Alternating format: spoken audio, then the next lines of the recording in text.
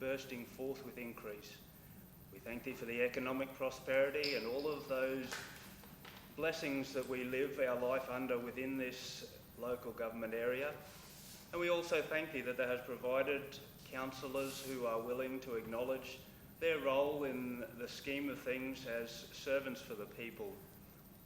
We therefore look to Thee on this day that Thou will guide them, allow them to make decisions that are for the benefit of the people and not for individuals. We pray that Thou will then grant Thy blessings upon those decisions so that this area and this town and the city of Hervey Bay and all of those surrounding communities can continue to receive Thy blessings and grow in prosperity under that blessing. We do ask this in the name of our Lord and Saviour, Jesus Christ. Amen. Amen. Thank you very much. We're going to apologies now. You want to bring forward leave of absence Yeah, as well? so we bring forward leave of absence, which is... No, he's the chairman, he can do that. Yeah, so I'll bring forward item number 14.1 on the agenda, 282 to 285, leave of absence. Who would like to move that? Councillor Sanderson, and seconded by Councillor Truscott. We'll put that to the vote. All in favour? 10-0. Okay. Sorry. I will get there, everyone. Just give me some... It's a bit daunting sitting in the chair. Okay, so Merrill Minute. Yes. I might not be here ever once, but I have a Merrill Minute. Disclosure of interest first. Has anyone got a disclosure of interest? Sorry. That's all right.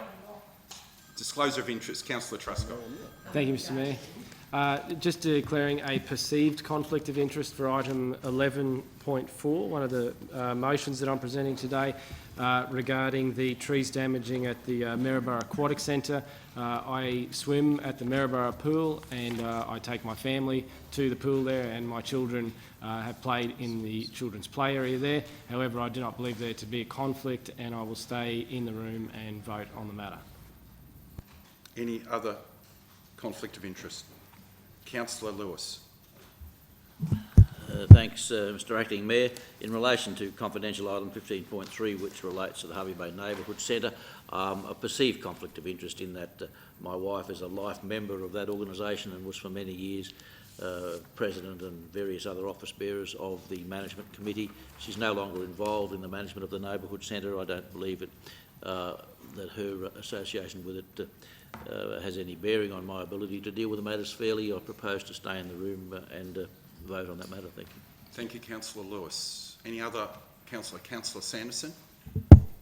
Thank you, Mr Chair. I'll raise just a couple of perceived. The first one, item 11.1, I'll raise a perceived in relation to this item. As per previous meetings, I'll raise that my wife has a business in the Maryborough CBD. This motion encompasses the whole region and there, of course, is no direct benefit to her business in relation to this item, so I'll stay in the room for that. And item 11.4, similar to Councillor Truscott, my wife also has a swimming pass and utilises the pool, and of course our family will also utilise this facility, so I'll raise a perceived there as well. Okay, thank you, Councillor Sanderson. Any other councillors with any disclosure of interest? None at all. So we'll move on to the next item, which is the Merrill Minute. I was a bit anxious before, sorry about that. It's exciting, only in the chair probably once, and I've got a Merrill Minute. So I wish to move, I think you all have copies of this. I wish to move the following Merrill Minute. The Fraser Coast has always been proud of the achievements of its residents, and this community pride was greatly evident during the Commonwealth Games, where a community was able to represented by a number of local athletes.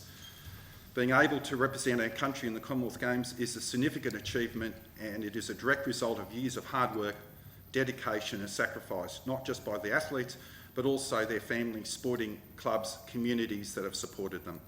To recognise this achievement, I'd like to move the following motion, that the Council resolves to hold a civic ceremony to recognise and celebrate the achievements of the local sporting heroes that represent our country and our community at the recent Commonwealth Games. So I've moved that. As a Merrill Minute, I don't need a seconder. Is there any questions? Yes, councillor Sanderson. Mr Chair, I just had a question and a possible amendment just to the bottom paragraph there. And the reason for bringing this forward is there's people from our region that also represented their country of origin or where they're from that aren't Australian, so it could be New Zealand. And I thought, could we change that so those people may not be or feel that they haven't been acknowledged for representing their country? So open to discussion, but I thought I'd raise that. I wish to open that for further discussion.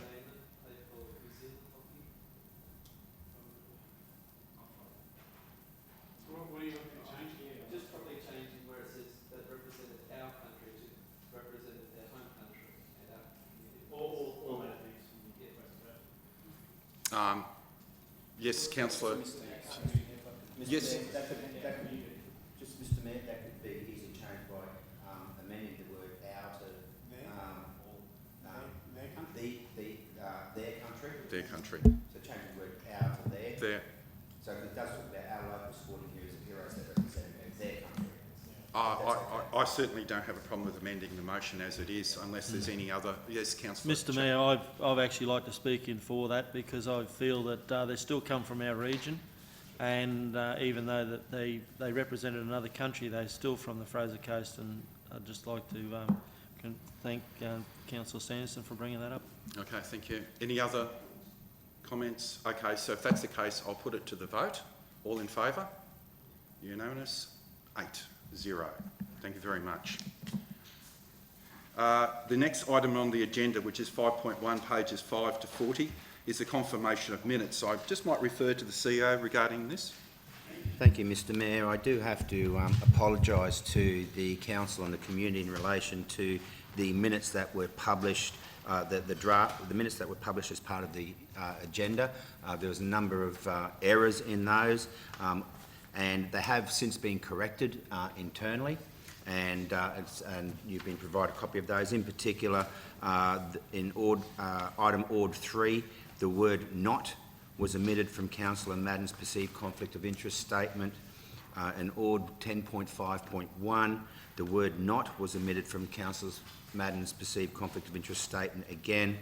And also, Councillor Sanderson had advised that he's previously made a perceived conflict of interest in items relating to his wife's business in Maryborough that had not been noted. I take responsibility for those errors, and we'll try to make sure that doesn't happen again. Okay, thank you to the CEO. If that's the case, I'd need a mover. Councillor Hanson. Yeah, and a seconder is Councillor Madden. Okay, no further debate? All in favour? 8-0. Moved by Councillor Hanson and seconded by Councillor Madden. The next item on the agenda was addresses and presentation. And Mr CEO, you have a report regarding the public participation, please. Thank you, Mr Mayor. There were 6 residents or members of our community that wanted to speak to the council in the public participation session held at 9 o'clock this morning, and I'll try and do my best to provide a summary, but I hope I've captured it. I'm still recovering, and I had to handwrite my notes. The first person that spoke was Troy Gouch. He spoke in relation to Air Fraser Island's application to extend their lease at Hervey Bay Airport to enable on-site refuelling. He outlined their ability to comply with regulations and the safety and security measures that will be put in place if their application is successful. He also spoke on the importance of reducing fuel costs to ensure that their business is financially sustainable. The second speaker, Mr Mayor, was Frank Eakin. Frank spoke in relation to the council's management position or management of the Point Vernon foreshore area. He raised with the council that around 97% of people who signed the petition hadn't turned up at the meeting that was held by Councillor Everard. He provided councillors with pictures identifying erosion and vulnerable vegetation. He felt that the council needed to support good integration of usability, aesthetics and natural bush, and felt that we should promote natural vegetation as part of our policy. The third speaker, Mr Mayor, was Alan George. Alan spoke in relation to Crystal Court and his concerns that this was going to be made a through access, and requested that it remain a court and not be made a through road into the Boundary Road estate. He talked about the traffic management issues if the court were to be made a through road, and he suggested two alternatives. Firstly, he suggested that the existing walkway in the area be made a through road, and secondly, that the Emerald Parkway estate provide an access way for Boundary Park estate. He felt that it didn't make sense to have two parallel roads going into Boundary Road estate. The next speaker was Rosalind Jamieson. Rosalind spoke against MCU 161062, O'Regan Road. She was concerned that the development would impact remnant vegetation and the natural ecosystems and habitat that they provide. She felt that development should not proceed unless that vegetation was protected and preserved for future use as a wildlife corridor. She identified previous precedent by council in other MCU approvals and felt that developers should leave land for wildlife corridors. The next speaker was Dennis Sage. Dennis spoke in relation to the Drury Lane development. He was concerned that the recommendation does not allow or provide a buffer for residents, and that sheds associated with the development had already been approved to a height of 15 metres and within a setback of around 3 metres. He asked for an earth barrier for soundproofing due to the type, size and due to the potential type and size of development that could be approved in Drury Lane, in particular lots 1 to 10, and requested that the council review its position with respect to this matter. The final speaker, Mr Mayor, Acting Mayor, was Graham Woad. Graham spoke on a number of issues. Firstly, flooding and stormwater drain replacement in Maryborough. He raised his concerns about his previous correspondence with council with regarding Australia Day awards, and acknowledged that he received a letter from council which addressed part 1 of his concerns, but part 2 of his concerns had not been addressed. He also raised, Mr Acting Mayor, the issue of solar lights at Leamington Pontoon and the fact that it had taken 7 months for the council to fix them. He believes that better policies and processes should be put in place for a more speedy response, and he advised the council that one of those lights at that, in that area is now not currently working. And finally, Mr Woad raised and tabled some suggestions, some concept issues for council's consideration regarding the Point Lookout viewing platform that related to clearance of the gateway, bike racks and naming rights. That's, Mr Acting Mayor, a summary of public participation. Okay, thank you very much. Do we need to note that, or do we actually need to move it? It is to move. I just couldn't. I'm sorry. Moved by Councillor Sanderson, second by Councillor Hanson. All in favour? Unanimous. 8-0. Thank you very much. Next item on the agenda is deputations, where there is none. Next item, number 8.1, is receipt of petitions. Do we have any receipt of petitions, please? Councillor Hanson? Yeah, thank you, Mr Chairman. I have one petition here. It's correctly set out. It's the chief petitioner is Rebecca Mitchell from 47 Hamilton Road, Howard, and I'll read it out. We, the undersigned, request the upgrading of Hamilton Road, Howard. Hamilton Road is not wide enough to hold school buses, cars, trucks of any kind, or wheelie bins. We are requesting to make Hamilton Road corner near Gregory Street and Hamilton Road wider. And there's 23 signatures on this petition. 22 are from local area and 1 from outside the area. So I refer this to the CEO for action. Thank you, Councillor Hanson. Any other councillors with petitions? Councillor Truscott. Thank you, Mr Mayor. I have a petition from Principal Petitioner Alan George, who was one of the participants in the public participation this morning. So this requests that the undersigned residents of Crystal Court in Urangan request that our court remains a no-through road, not a roadway, to service the adjoining new housing estate under construction to the south.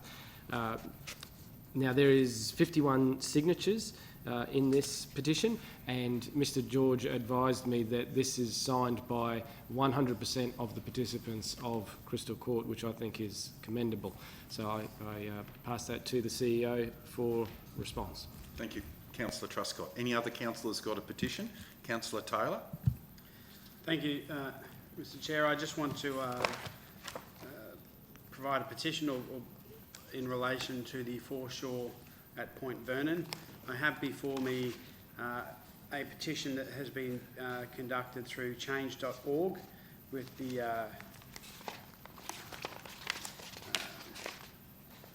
chief petitioner being Mr Glenn Winnie from Point Vernon.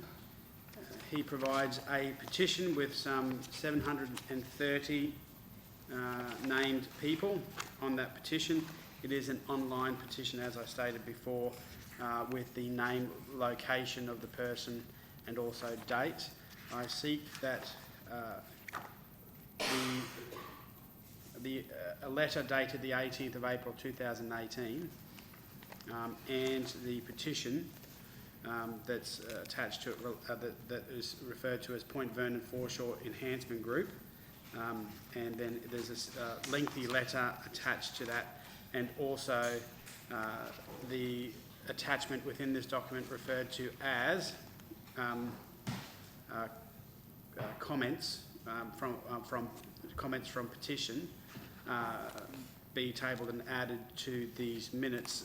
The other documentation, just for clarity, because there's a fair amount of information, I don't believe is required to be added because it's a lot of council documents.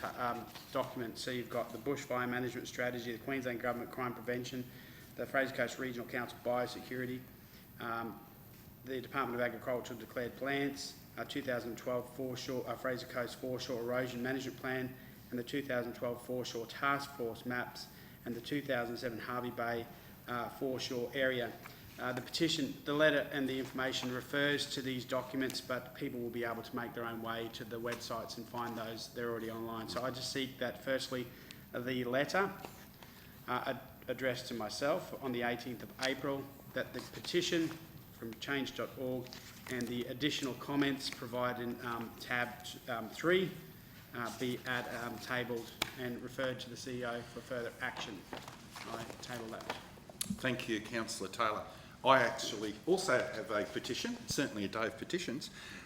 It is from the, now I will concede I do not believe it's been actually technically properly made because there's no chief petitioner on it, but I'm willing to accept it unless I have any objection from my colleagues. And it's in relation to, and signed by Urangan businesses and then other constituents regarding providing playground equipment at Pier Park. So I table that. It's got approximately about 70 signatures on it, so I wish to table that as well. Okay, yes, so we need a mover for all those petitions. James, a seconder is Dennis. All in favour? Thank you. Carried. Unanimous.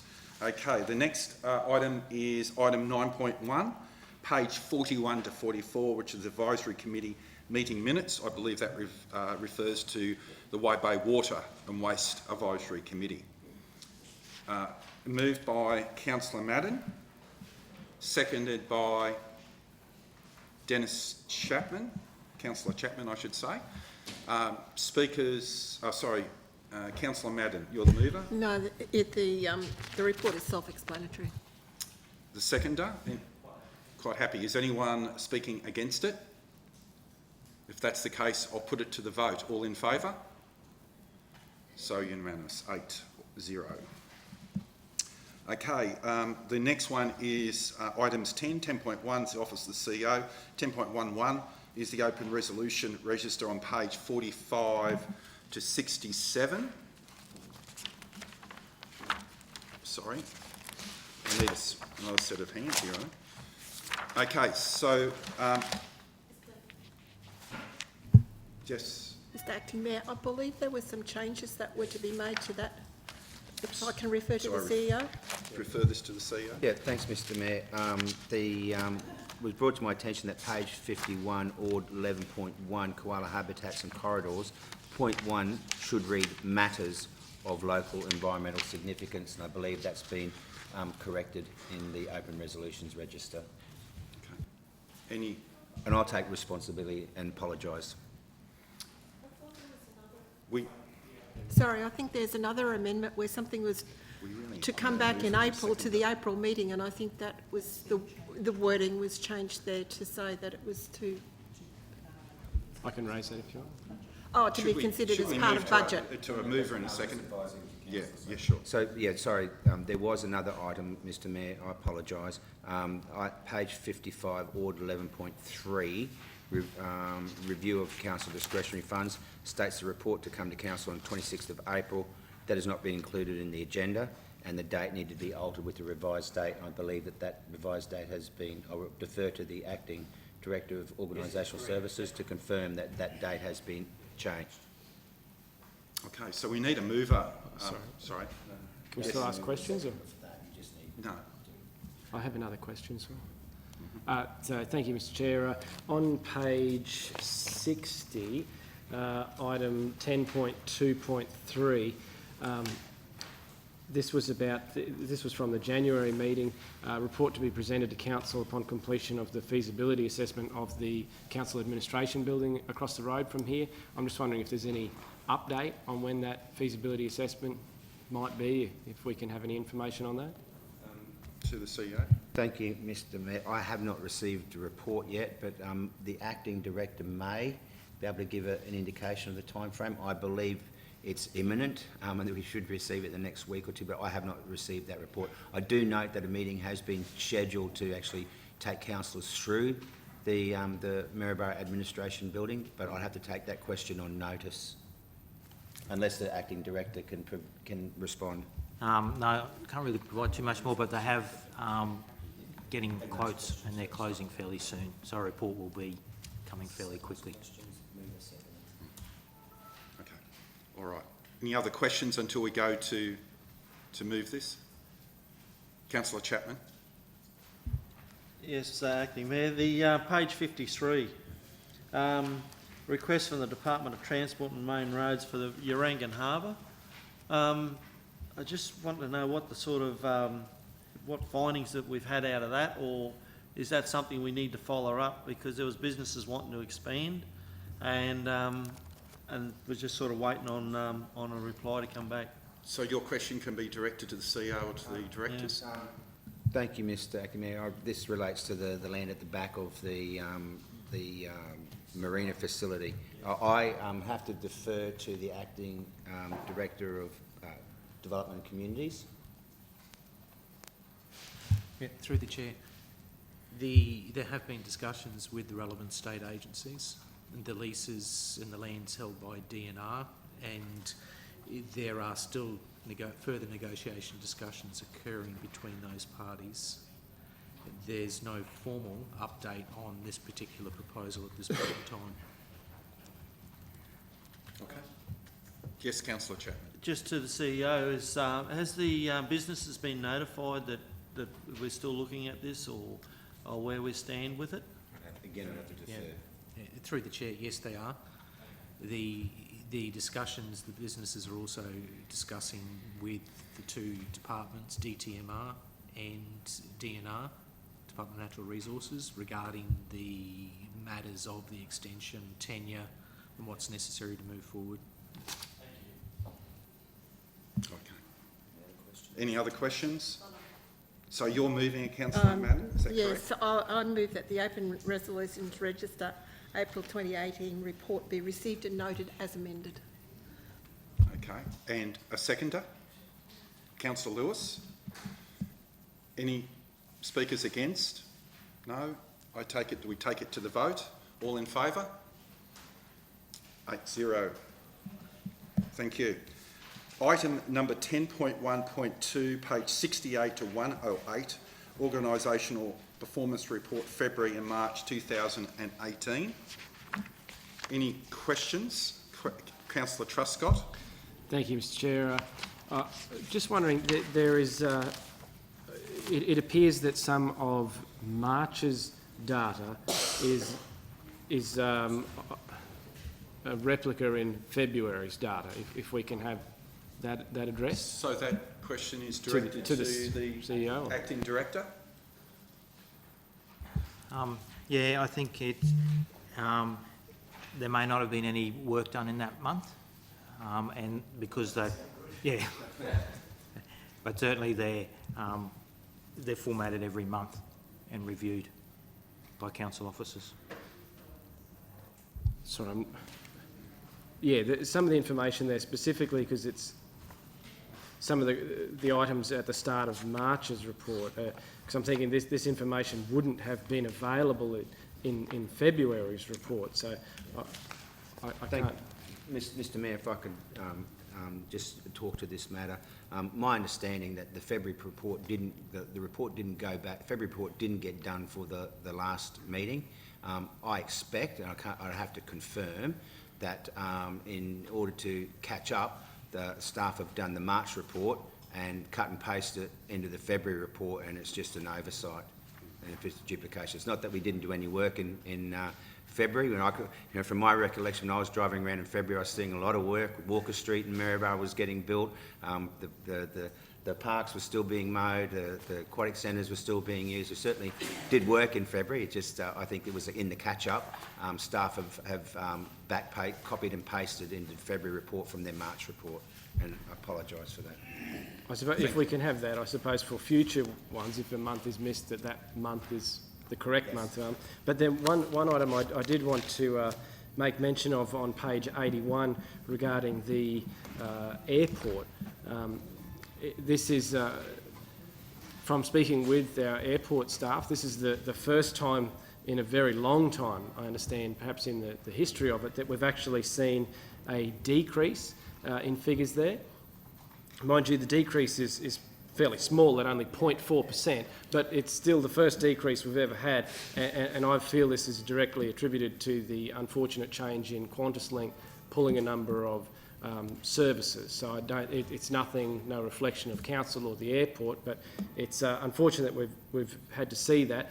And I guess to take this opportunity to assure the community, though, as well, that council is working with Qantas. We've met with Qantas on a couple of occasions now, and we've spoken with them regularly about trying to address these changes. I understand that these changes are due to pilot shortages, and our region is fortunately not the hardest hit. There are some places that have lost up to 50% of their schedule, which is pretty bad. So in that regard, we've done pretty good, and I think that only at a 0.4% decrease is not too bad.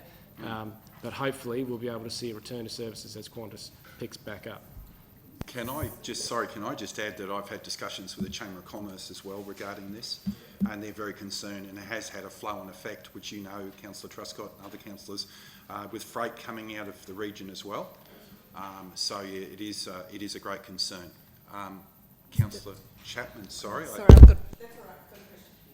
Yeah, one thing to consider with those the downturn in the flight numbers too is we've just gone through a pretty wet... Is this a question, Councillor, or you're speaking for or against? No, Is this a question to the report? Just something to think about as... Well, you can do, Councillor Chapman, we can do that when we come up to discussing the report. Just if there's any questions. Question, Councillor Madden. I notice on our agenda that we've only got one item there, but when I look in the report, we've got two officer recommendations, page 68 and page 78. 68 is for the February report, and page 78 is for the March report. My question to the CEO is, do we do them in a combined one, or do we do two separate resolutions? That's entirely a matter for the council and the mayor if he wants to do that. I'm quite satisfied we could do both at the same time, unless there's councillors. Could I suggest that we probably... I don't feel that we should do February personally, having raised the issue that it's a replica of March's report. That's my thought. Any comments on that? To the CEO or to Councillor Taylor? That's particularly good with these standing orders. No, I just think for clarity, there's a requirement for us to go through this process. Understand that 2 months have been combined. That doesn't diminish that work. The report does stand for both. So you could, and in my view, you should progress both on the basis that they have been combined. Whether they have been duplicated in an actual report is a matter for an operational matter later on, but right now I think it's important that we acknowledge the resolutions as they stand and put them collectively. Okay, right, okay, so there's no further questions. So no further questions. It's a good time to be in the chair up here, I can tell you. If there's no further questions, we'll put it to the vote. Sorry. So a mover, please, for this? Councillor Taylor. So we're moving both individually now. Are we? Okay. I thought Councillor Taylor spoke. I'm happy to move them both together. Yep. Yep. Yep, we'll move it both together. Seconded by Councillor Chapman. Okay, now against? Yes, Councillor Lewis. I'm just seeking a clarification. I mean, is the motion now that the reports for February and March be received? Is that the motion we're talking about? Yeah. Yes. Mr Mayor, your council's allowed to move agenda items in globo, so they appear as separate items, but it's subject to the one vote. It's quite common for councils to move, in other local authorities, to move multiple agenda recommendations from multiple agenda items as one motion, but they'll appear in the minutes as separate and individual resolutions of council. It's called in globo. Okay, so after all that, any speakers against? So there's no speakers against. I'll put it to the vote. All in favour? Unanimous, 8-0. Okay, the next item on the agenda is 10.2. 10.2.1, which is local government tax equivalence regime, Wide Bay Water, pages 109 to 111. Do we have questions? We have no questions, so do we have a mover? The mover is Councillor Madden. Do we have a seconder? Is Councillor Taylor? Speakers against? Any? Should have a... Sorry, sorry, Councillor Madden. I just wanted to say that the report itself is quite self-explanatory, but it is worthy of note that it will be reducing red tape and it will not impact adversely, as I understand from the report, on our financial standing. I think it just makes good sense to be cutting the red tape and making it easier and more, I guess, probably even more transparent. Seconder? So any speakers against? So as we have no speakers against, I'll put it to the vote. All in favour? Carried 8-0. Items 10.3.1, Lifeguard Services 2018-19, pages 112 to 117. Questions? Any questions? So as we don't have any questions, we need a mover, which is Councillor Truscott. Seconder is Councillor Taylor. Councillor Truscott. Thank you, Mr Chair. I suppose Councillor Everard's not here and he'd have to excuse himself even if he was, but I think it's a vital service, the surf life saving, and I think their services are commendable, and I am happy to support this motion. Seconder? No comments? There is a question to the CEO, however, I've got on this one, is in the officer's recommendations. We've got option 1 and then we have option 2. So so I'm clear on it. We're actually considering this on both options together. Option 2, which includes the provision of 2 lifeguard services. Yeah. And the amount of money that's expressed in option 2 is the additional amount on top of the current. I just want to make So sure. just for clarity, the actual, the resolution or the motion that's now been put is much clearer on that. It doesn't refer to options. It just says that we provide two provisions, 2 professional paid lifeguards for the Harbour Bay beaches for that time to the amount of $48,000. So it's quite clear in there in my mind. Okay, as long as everyone's clear on that, I just want to make sure. Okay, any speakers against? As we have no speakers against, I'll put it to the vote. All in favour? 8-0, unanimous again. Next item on the agenda is 10.3.2, pages 118 to 155. It's a DA MCU 161062. Preliminary approval, material change of use. 118. Stay with me. Okay, so questions we open up on? Councillor Madden. Mr Mayor, probably through to the Director of Planning. In having read this report, my understanding is that the maps aren't... This is a preliminary approval, and part of that preliminary approval is for vegetation management or retention of those special trees that was referred to in the public participation this morning. If you could address that for me, please. Through the chair. You're correct, councillor. It is only a preliminary approval. The preliminary approval that has been proposed through the conditions of the approval as well as the proposed approved plan does not reflect what was applied for. It reflects what was negotiated out through discussions.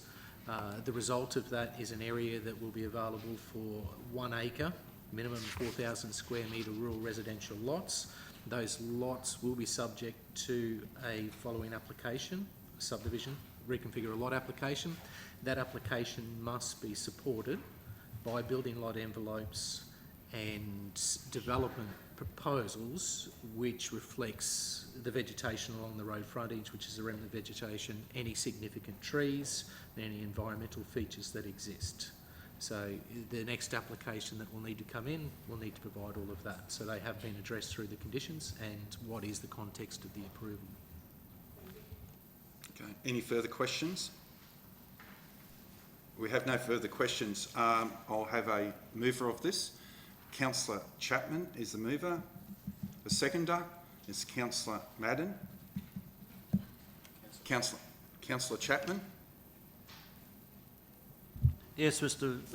Mayor, I actually went out yesterday and had a look at this site and where they're proposing, and looking at the corridor that's virtually left. They're virtually using about 10% of the whole site, and it's flowing on development what's actually already there, so it's finishing that side of it off. So I think I'll be voting in favour of it. Councillor Madden. I just thank the Executive Manager for that advice that relieves my mind of some concerns that were raised. I've also note that I had raised other concerns in a private briefing about whether this had been peer reviewed by other town planners. I was advised that it was, so I'm satisfied that it's addressing all the issues. Speakers against?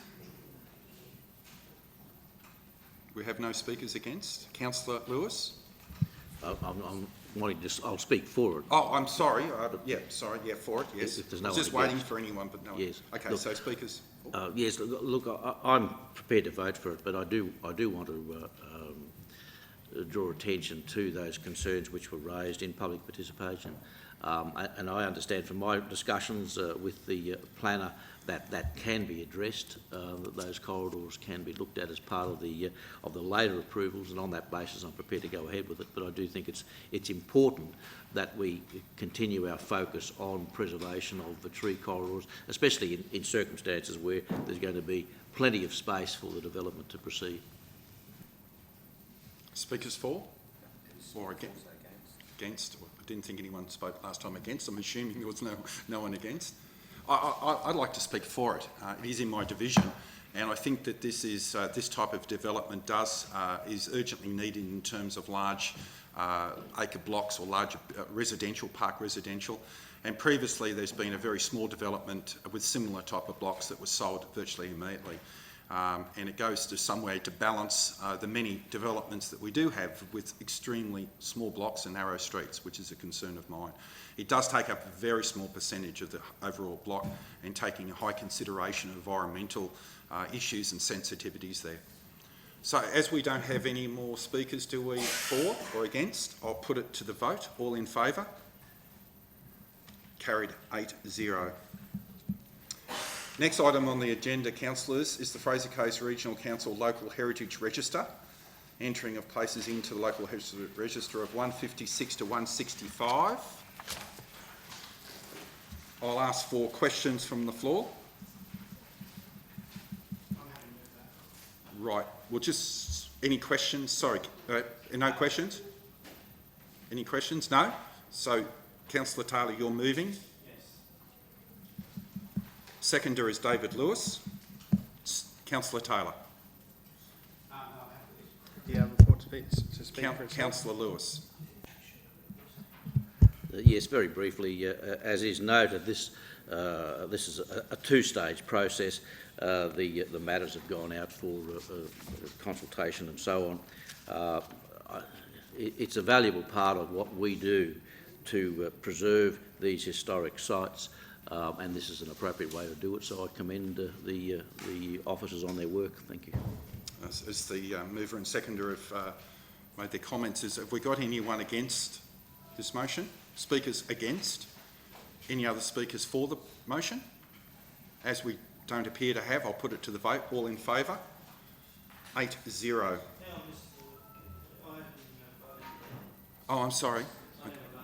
Oh, I'm sorry. I thought I saw you raise your hand. All right, so do we do the vote? You want the vote? No, I was just going to vote against it because that would mean that everyone's been for it so far. I just wanted to say you give it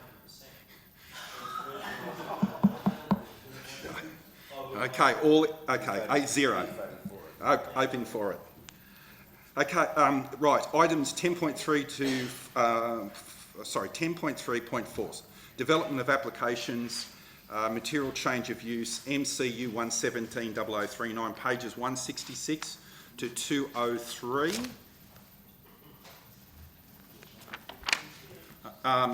Questions, please, councillors. Question, Councillor Through the Sanderson? Chair, just to fellow Councillor Madden, you haven't had any submissions or people against this? Okay. Question to another councillor. Councillor Madden, would you like to answer that? No, I haven't had any negative feedback. Thank you. Any other further questions? Councillor Taylor. My understanding from discussions in our briefings, and I indicated there, is the desire to see, my understanding we were going to look at some, is it a future resolution or is it to add into this? I'd say it'd be a future resolution that we look at these impact assessable development applications and see how we can address some of the issues around making them code accessible. I say that because we seem to get a lot of these through and they're essential infrastructure, they're required, and my belief is that they should be code accessible, and I look forward to putting some sort of motion up to look at an amendment to our planning scheme to assist that. Yes, Mr. Seeger. Thank you, Mr Acting Mayor. At the councillor and executive briefing session on Monday, the councillors considered this report and noted that a report in relation to changes to telecommunications code will be presented at a future council meeting, and that I'll provide a report in relation to making the MCU code not impact accessible in relation to telecommunication towers. So that's... Is that as a motion in general business, or is it going to be attached to this? It's advice that I've provided to councillors, which has been recorded in the minutes of the council and executive briefing session, so we don't and need it'll be carried forward as an outstanding action item until it's been resolved. Thank you. Yeah. Okay, is there any further questions? No, thank you. As there's no further questions, I'll ask for a mover. Councillor Madden. I ask for a seconder. Is Councillor Chapman. Councillor Madden. As has been stated, this is sort of infrastructure which is very important to the community. I note I was at Puna at the dawn service yesterday, and while there was some issues around the NBN tower, the overwhelming feedback I got is that people there in those communities are desperate for this type of infrastructure, and they were extremely delighted. and the tower was of such a nature that it actually had to be pointed out to me because I hadn't even noticed that it was there. So some of the issues that are raised about visibility and health issues are I think sometimes don't have the weight that some people would like to put on them. So the real weight is the importance of this infrastructure for our growing communities, and I'm very happy to support this resolution. Thank you, Councillor Madden. Councillor Chapman as the seconder. Yes, Mr Mayor.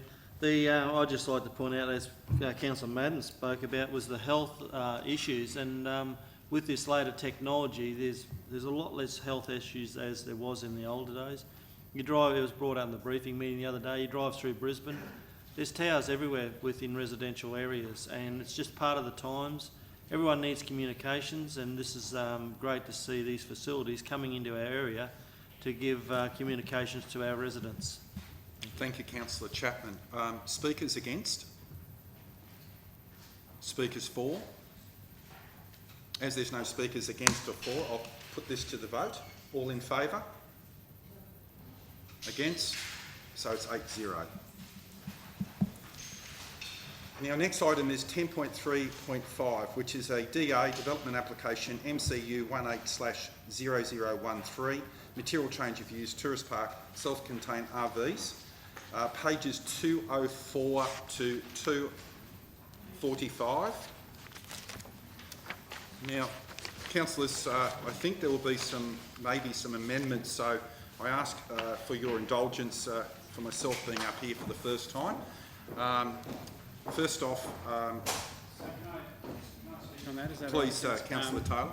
So this is, I guess, a question. Question, yes. Through the chair. We've received some documentation, and I indicated it was my intent to move an amendment. Other councillors then indicated they would then seek additional amendments to that motion that I've moved. So I understand that the amendment that I sought to move related to, is it points 3, 11 and... So you've got amendments to the conditions of approval, 3 being prior to commencement of use on the site, submit to council an amended risk assessment management plan for the premises endorsed by the Office of Liquor and Gaming Regulation, Department of Justice, and attorney incorporating the operations of the tourist park self-contained recreational vehicle ground into the risk assessment management plan to ensure possible impacts arising from the use are suitably managed. That would be the first point that I'd be seeking to be amended into the resolution. And then the other point would be that what would now become point 11, sales of alcohol to patrons of the tourist park, self-contained recreational vehicle ground use must only occur during the licensed hours of Burham Heads Hotel Motel. And there was one additional, and then there were some additional ones which other councillors sought to amend, and my objective, and if you could respond by procedurally, is to move those 2 motions and then open it up to other councillors for discussions in relation to the additional motion, which is point 17, which states that effectively there's a 12-month review on this, which would be that new point 17. Am I correct in identifying the 3 areas, and is that a process that we can follow in this matter? Through the chair, provided you're the first councillor to move that motion, you can move that motion. Can I move that motion? And then once the motion's on the table, if the other councillors wish to amend that motion, provided it doesn't substantially change the recommendation of the report, it's able to be amended with the acceptance of the mover and seconder, and I think that would be appropriate if the mover and seconder are happy for whatever motion Councillor Taylor puts up. If Councillor Taylor moves the motion, it's seconded, and further amendments are made, provided Councillor Taylor and the seconder are happy with those amendments and they don't substantially change the recommendation, which is to issue approval, that's acceptable, and that would be the appropriate course of action.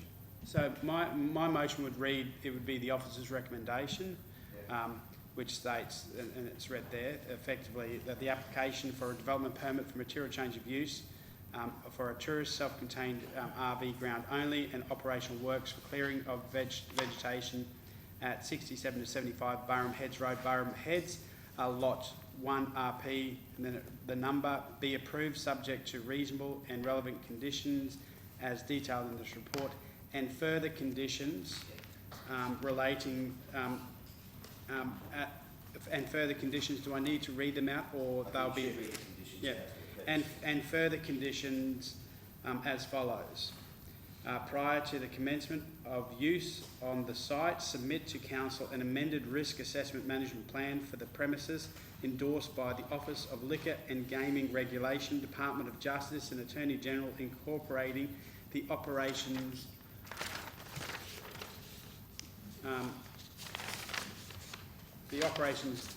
of the tourist park, in brackets, self-contained recreational vehicle ground, close brackets, into the risk assessment management plan to ensure possible impacts arising from the use are suitably managed, which would be the point 3. And then an additional, so then the next point would be the condition 11, sales of alcohol to patrons of the tourist park, in brackets, self-contained recreational vehicle ground, close brackets. Use must only occur during the licensed hours of the Burham Heads Hotel Motel.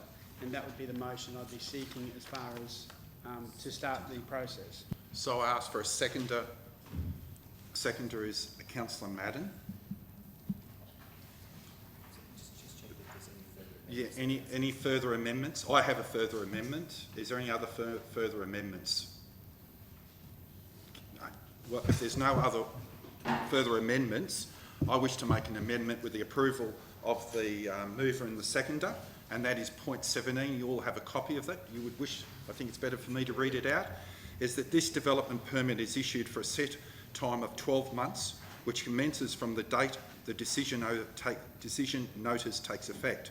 The applicant is to approach Council 3 months before the expiry of the permit in order to seek an extension of time or to have it remove this condition as part of the request to change application in accordance with the Planning Act of 2016.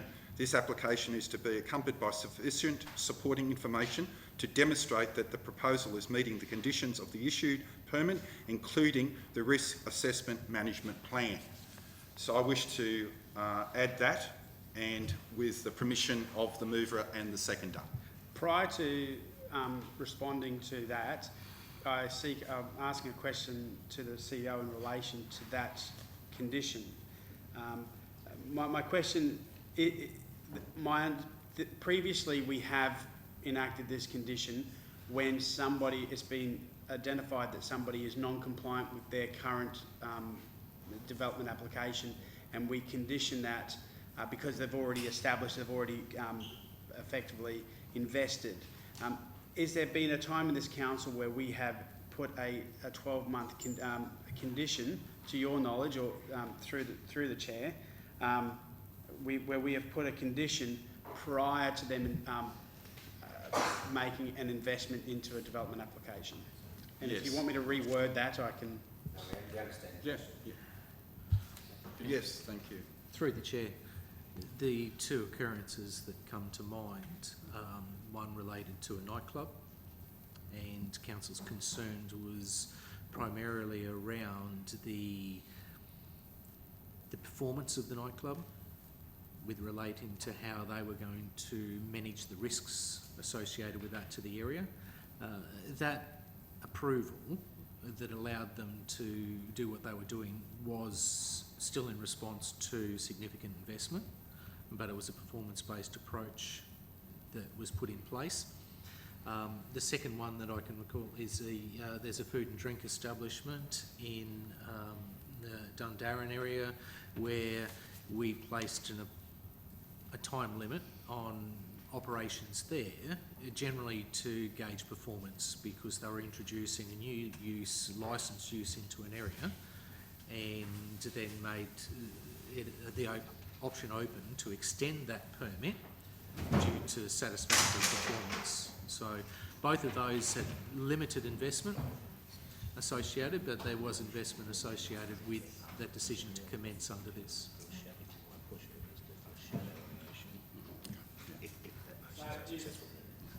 Is it something as a, and I hate to put you in the hot seat, is it something that you would, as a planner, as an officer, consider doing in these types of incidences moving forward? Is this something you would see would be, is this something you would do as practice, and do you see any issues with doing this?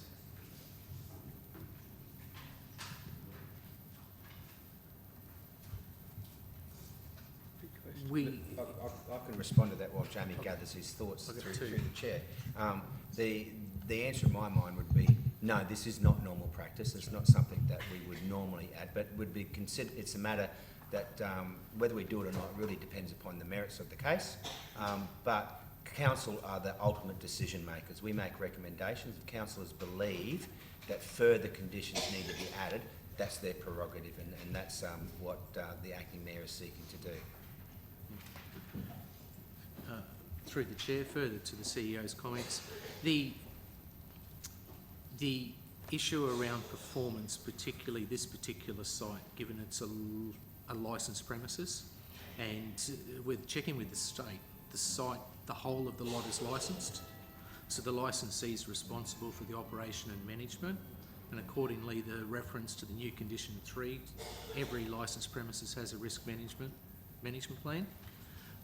They will need to incorporate this particular use and manage those issues, including the behaviour of patrons, particularly associated with any consumption, use, sales of alcohol, even the introduction of alcohol, because it's illegal to actually, for the RVers when they go there, to bring their own onto the site. So the operational performance of that element will be a matter for the state to manage, more than council.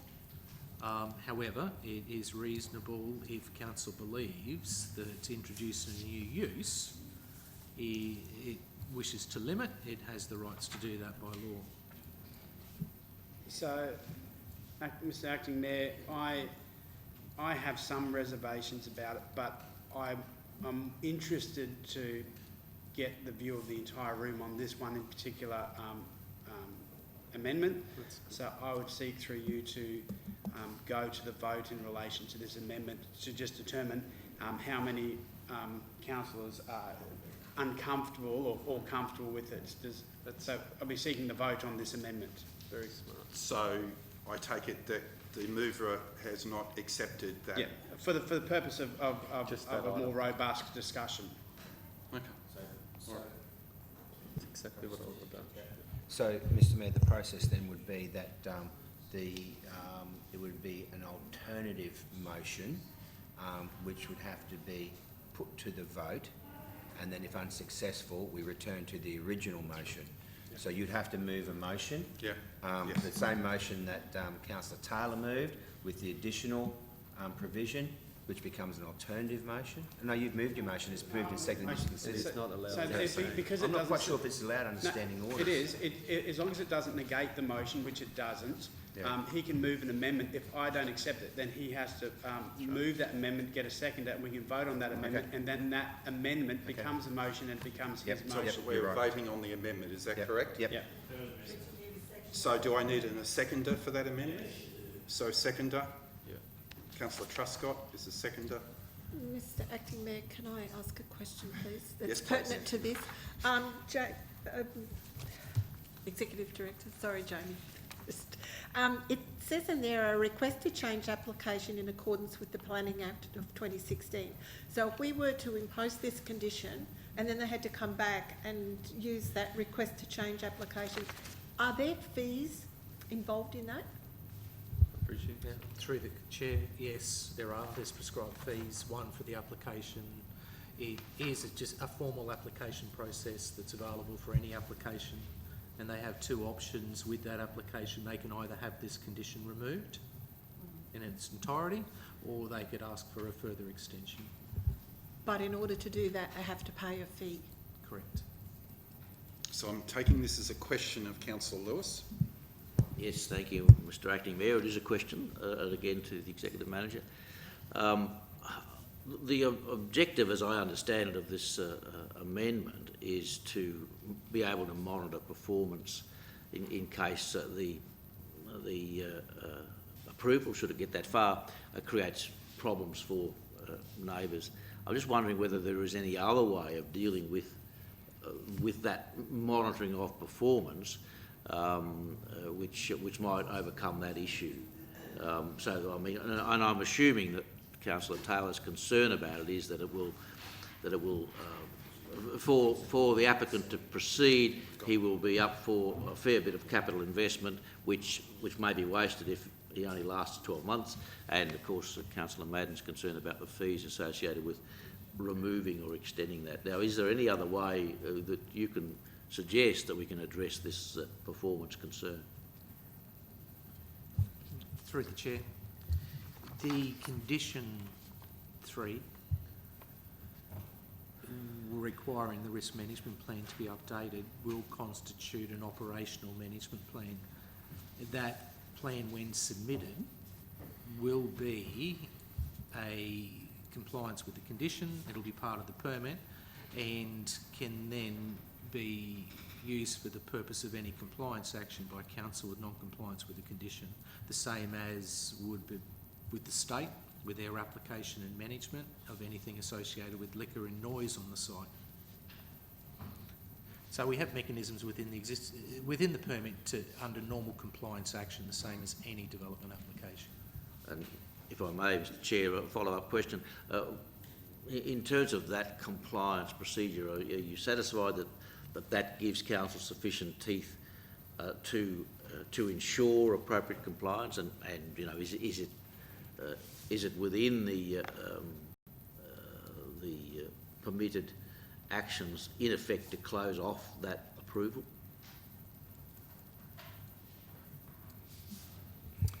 Through the Chair. The conditions, the mechanisms are there for council to take action in conjunction with the state. The actions of the applicant, and as any permit, they need to comply. They're obliged to comply with their permit conditions, and we would need to follow through the statutory process under the Act if there was elements of non-compliance. Okay. Is there any further questions to this? So I was the mover and Councillor Truscott was the seconder, so I can speak to them. I can speak to that. The reason I wish to put this amendment through is that it is my division. I listen to the constituents and around that residential area. This particular structure interfaces with residential areas, and where this proposed RV self-contained structure will be going, or area, not structure, will be going, will dramatically reduce the distance between a new activity to the residential areas. I am concerned of the applicant in previous times. It was the motivation for the applicant to do this was the allowance of this activity to take forth for a period of time, and that was his motivation, or the applicant's motivation, was to make it more formal, and it has resulted in a number of concerns. I can't see how it's an onus on anyone with the potential, can we say, noise effect and social impact on a very quiet residential area. It is not unreasonable to put a clause in there to have a review over 12 months to show the applicant's true good intent. So I've spoken for the motion. Councillor Truscott. Thank you. I'm satisfied with the comments from Councillor Light and happy to proceed with that amendment. And I think out of the interest in testing the room, happy to support that. Okay. Is any speakers against? I've once spoken for something and people thought I was speaking against it. Perhaps I'll speak against this and it'll sound like I'm speaking for it. There's no question that this change in operations should be monitored by council closely, and I believe that if you look at the new condition 3, that is a very effective mechanism for a council in relation to development applications to monitor the process and the conduct of any new development. If it turns out that they do not comply with the management plan, council have the opportunity to take action and to remedy those issues. That is an appropriate development condition in my view.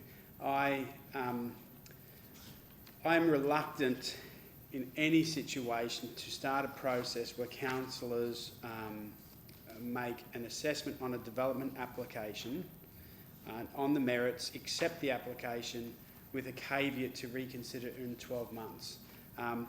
The development applications should be done objectively through the proper mechanisms and schemes. And while I understand the desire from some councils to put this in, it concerns me that we do so and that we then develop a habit of doing so. I believe we should be removing red tape. We should be trying to minimise our legislative frameworks rather than increase them. I think in this case it does. It also creates a level of uncertainty in a very dynamic area of business, whether it be accommodation or tourism, and I think providing certainty to applicants is important, and my concern is that this does not. There are issues around drinking, and they are state issues. Liquor licensing is a state issue, and if ever I've seen an efficient department within state government, there is none more efficient and sometimes vicious in their approach than liquor licensing. They take their jobs very seriously, are very competent, and often make on-the-spot assessments of liquor licensed businesses. And I think in this case, you will see more compliance done through that mechanism than any other mechanism. So on that basis, I can't support an amendment that encourages us to have effectively two bites of the cherry. In this case, I believe that does. Speakers for? No speakers for? It's not looking good. Speakers against? Yeah. I think Councillor Taylor's expressed most of my opinions. I'll keep it fairly short. Number one, liquor licensing. The applicant has a hotel motel. The risk for him of losing that licence by not complying is very great. It's his whole business. So it's in his own best interest to make sure that he does comply with that process of management. Number two, again, with Councillor Taylor, I don't particularly like the message that it's sending out to our investment community. I think they need surety. They need to know if they make an application that it's, providing they meet the conditions, that it will continue. And the third point is I don't like the idea of someone having to pay another fee to have something reviewed. If they've complied with all the conditions, why do we penalise them another time? So on that basis, I can't support that amendment. Thank you, Councillor Madden. As I don't think there's any other councillors for, Councillor Hanson. Thank you, Mr. Chairman. Look, I'll be speaking against this amendment as well. I think it gives a lot of uncertainty to a business out there. We've got a bloke there who wants to invest in the region and expand his business. 12 months is not long enough, in my opinion. If it's going to be reviewed in 12 months' time, it's just too much uncertainty. There is an extra impost on him financially down the track as well. And I think we should be looking at cutting red tape. And we've already talked about there's provisions in the amendment, or condition 3, which is going to satisfy any concerns anyway. So on those bases, I'll be voting against your additional amendment. Oh, well, when everyone. As I think I've exhausted all the speakers for, is any other speakers against? I think if that case, we'll put it to the vote. All in favour? 2 and against, so 6-2. So we would now. Yeah. I was wanting to get 4. So returning to the original motion now. So. So this was moved by, we have a mover for that, Councillor Taylor and Councillor Madden. Yep. So we need now to, Councillor Taylor, just So I speak. reserve my right to speak if there's a speaker against. Reserve the right. Councillor Madden. Just to say that these amendments, as proposed, I believe, cover off on the issue that we had around concern of noise and consumption of alcohol. I think they're effective. There's capacity there for compliance from 2 levels of government. I think that's very important. That was my concern about this whole process, was that liquor licensing area. I think it's covered off, and I think we really need to go ahead with these kind of developments. Speakers against? Speakers for? Speakers against? No, for? Sorry, for. Sorry, I'm sorry. I'm in between saying it, sorry. Yes, Mr Mayor, this council's got to look at one of our biggest problems we've got here is employment. Employment. Here we are, we've got a person out there that wants to put a diverse business in, that, and when you read the report, it says diverse business and industry development will help strengthen the economy of the Fraser Coast and provide a wider range of employment opportunities for the residents. The use proposes an alternative short-term accommodation for travellers and will provide additional input into the local economy. I think that's what it's all about, is we've got to get tourism in the area and we've got to get the economy growing, and there's a gentleman here wanting to have a go at it, and I don't think that this council should think about trying to get in the way of that. We should encourage it, and there should be more of it, and when people come in with ideas like this, we should push it further. So I will be voting for this motion. Thank you, Councillor Chapman. Is there any other speakers? Councillor Lewis? For or This against? is for, if I may. Yes. Yes, thanks, Mr Acting Mayor. Look, I simply want to commend what Councillor Chapman has said there. There's obviously been an identified need. RVs in particular are a market that we've put a lot of effort into trying to cater for.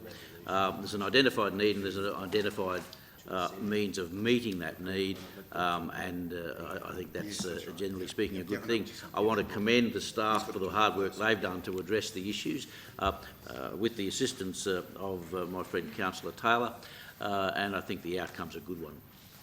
Thank you, Councillor Lewis. I think we've exhausted... sorry, Councillor Taylor, you did want to reserve your... No, I'm just... Yeah, sorry. I think we need to put it to the vote. All in favour? Against? 8-0. Mr Mayor, Yes, next item's 10.3.6. I'd actually like to bring page item 11.3 forward, which is on page 270. Does Councillor Chapman need a procedural motion for that, or just the dissent? Approval of the mayor, of the chairman. So I can approve that. Yes. So we bring that forward. 11.3, notice of repeal of motion, on page 270. Questions? Questions? No questions? Questions? Councillor Truscott. Thank you, Mr Chair. Just regarding, it was raised at the briefing the other day that the wording of this wasn't entirely accurate, that it was referring to an old version of the Local Government Act. I don't know if this has been updated or... So we refer your question to the Acting Director, Sydney? Is that... I'm not quite sure whether it has been updated, but it can be.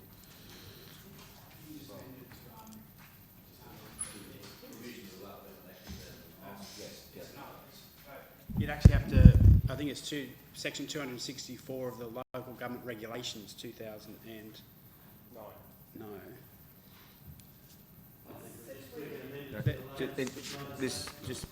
Yes. Mr Mayor, we could, if Councillor Chapman's happy, we can just, we don't need to specifically mention the provisions of that, so we could say in accordance with the provisions with the Local Government Act and regulations. Yeah, yes. Okay, so we've changed that. Okay, so any other questions? So if there's no questions, I need a mover. Councillor Chapman. A seconder? Councillor Madden. Councillor Chapman.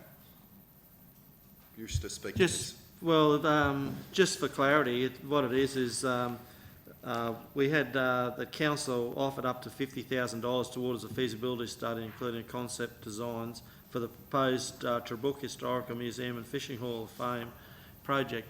Now, that doesn't look like it's going ahead, so we're actually using the money, just not using that money for that facility. Thank you. Councillor Madden.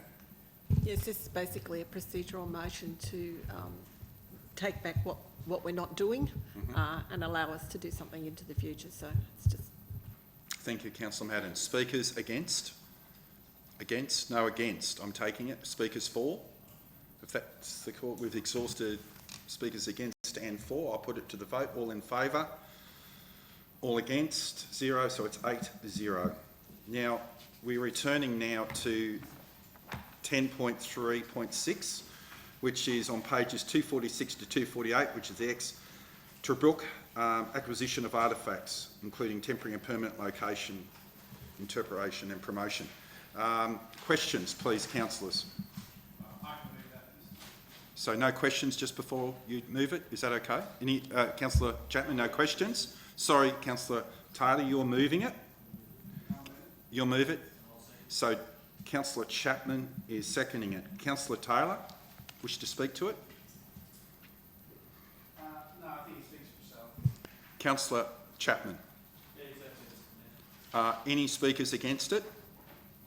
Exhausted. Any speakers for it? I take it it's exhausted as well. I put it to the vote. All in favour? 8. Against is 0. So it's unanimous. 10.4.1, pages 249 to 258. Tugam boating facilities, parking. Questions, councillors? I'll just find this, by the way, everyone. Yeah, sorry. Any questions regarding this? No? I'll have a mover, please. Anne Madden, Councillor Madden. Councillor Chapman. Councillor Madden, would you like to speak to this, please? Yes, I would. And having been fairly heavily involved with the issues around the Burham Heads boat ramp, I know what an issue parking for boating cars and trailers can be. I think it's imperative that we look to the future. I think this is a mechanism to allow us to do that. It's obviously an identified problem that needs addressing. So, and the report basically speaks for itself. Councillor Chapman, do you wish to speak to this? Yes, Mr Mayor, I just think that it's a needed facility out at Tugam there, especially in long weekends and public holidays, school holidays. And what we're chasing here is funding and getting a plan up in front of us so that we can, if the right time comes, we can actually move on it. Thank you. Thank you. Speakers against? Speakers for? I'd like to speak for it.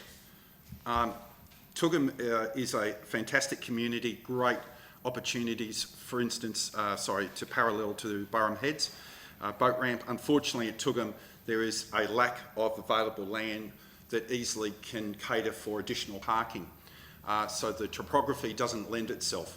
I wish to thank the officers concerned that did this, to look at all the different options, to work through this and to have these plans ready so we can move forward with all different levels of government so we can provide this. We're a growing community, we're seeing the amount of development, particularly at Tugam, particularly at Burham Heads, and there's a crying need for it. It is the best division in this region, well, the prettiest division in this region. No, it's a great initiative, so I wish to thank the officers. Is there any speakers, as there was no speakers against, was there any speakers for as well? No? So we take it to the vote. All in favour? 8-0.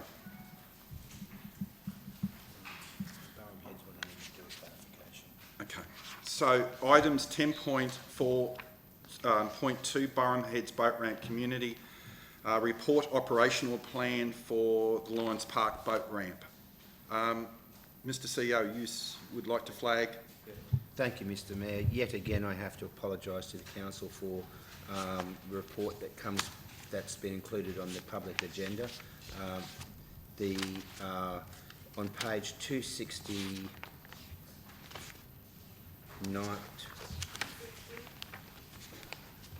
on page 264 in the report, it suggests that the councils have considered this and made a decision at the council and executive briefing session.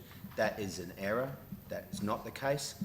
I brought the matter to the council's attention at the council briefing session and told them we were putting an application in and that we'd be bringing the matter to council. I think the minutes should reflect that there is an error in the report and that the council has not made a decision on this matter and has simply noted that the CEO was submitting the application and providing a report to council. I think that's very important. Okay. Mr. CEO, I just need to note that that statement has been made twice in that report. So that's been noted. So I'll move to questions for this item. Questions, please. Councillor Taylor. In relation to that, will an amended report be added, or those words be deleted from the report that will be placed on the minutes? Thank you, Mr. Acting Mayor. There'll be two things that'll be taken. Firstly, that the report will be amended to fix up that error, and secondly, the minutes will reflect the advice that I provided to council. So any other further questions? It appears that we have no further questions, so I'm seeking a mover of this.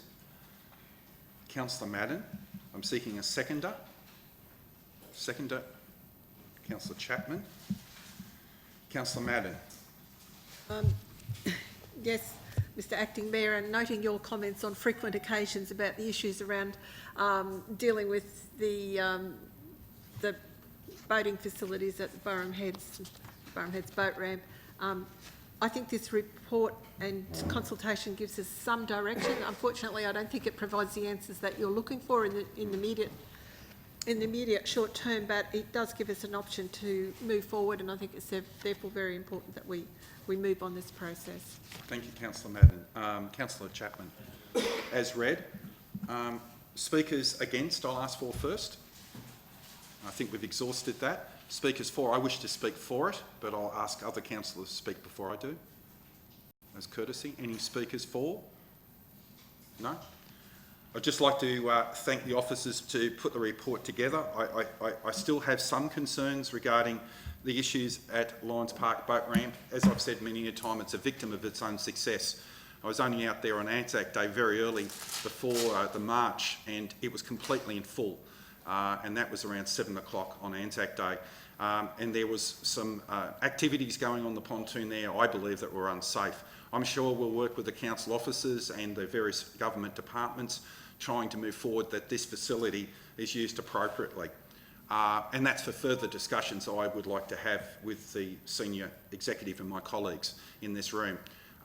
The incredible news, as you might know, is that we've seized the opportunity. I'd like to thank again the directors and the CEO for seizing the opportunity of a pontoon that did not have any further use at the Urangan Boat Harbour through the Department of Transport, and it is already there at Burham Heads.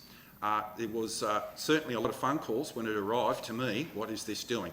And the opportunity for this to be placed at the Ross Street Boat Ramp to provide commercial operations that will be desperately needed with the sinking of the Tobruk. Also, on top of that, there's other commercial operations that we have at Burham Heads that face challenges doing their commercial operation, as the first pontoon or the structure at Lions Park is not for commercial use. So that is an incredible opportunity for Burham Heads and for business and opportunities. As there's no other speakers for, we take it to the vote. All in favour? Against? 0. So it's 8-0. 10.5 is waste and water. There is nil. 11 matters of motions of which due notice has been given. 11.1, which is on 268. Councillor Truscott, I'm assuming you would like to move this. So moved by Councillor Truscott. Second by Councillor Taylor. Councillor Truscott. Thank you, Mr. Mayor. So this motion is that Council prepare a report to investigate options for providing free public Wi-Fi services in suitable high-profile public locations such as the CBDs, parks and open spaces. I think that the internet is a vital tool in today's age and that Council should be finding working and affordable solutions where we can provide this tool for local and guest use. This is a subject that I've been pushing for some time now and recently had further discussions about it with Councillor George Seymour, who also shared his support for the concept. Councils in southern regions and Brisbane have had free public Wi-Fi for some years now. Even Bundaberg rolled it out a couple of years ago across their region with 17 locations, of which 5 are even in Childers. So Childers is doing better than us for public Wi-Fi. A lot of plans have unlimited data, etc. now, and I think that Council has an opportunity to talk with and work with local providers and find good options that can be presented to Council. I've heard of other expensive and cumbersome solutions, but to me that sounded like they saw a government contract coming and rubbed their hands together. I understand that Council is working on digital strategies and that this may well form part of those discussions, but I think this needs to be brought forward and addressed sooner. It is an item that is raised with me, and I think there are alternative methods out there that can be investigated. So should this pass, I look forward to a report being prepared in this matter. Thank you, Councillor Truscott. Councillor Taylor. No. Councillors, speakers against? Speakers for? No speakers for? I'd like to just thank Councillor Truscott for bringing this forward. I think that free public Wi-Fi is certainly gives us a commercial edge in many different areas, particularly with the backpacker market that is seeking that connectivity, that's the word, sorry. And I just think that with this one more string to the bow in our tourist operation, so I fully support it.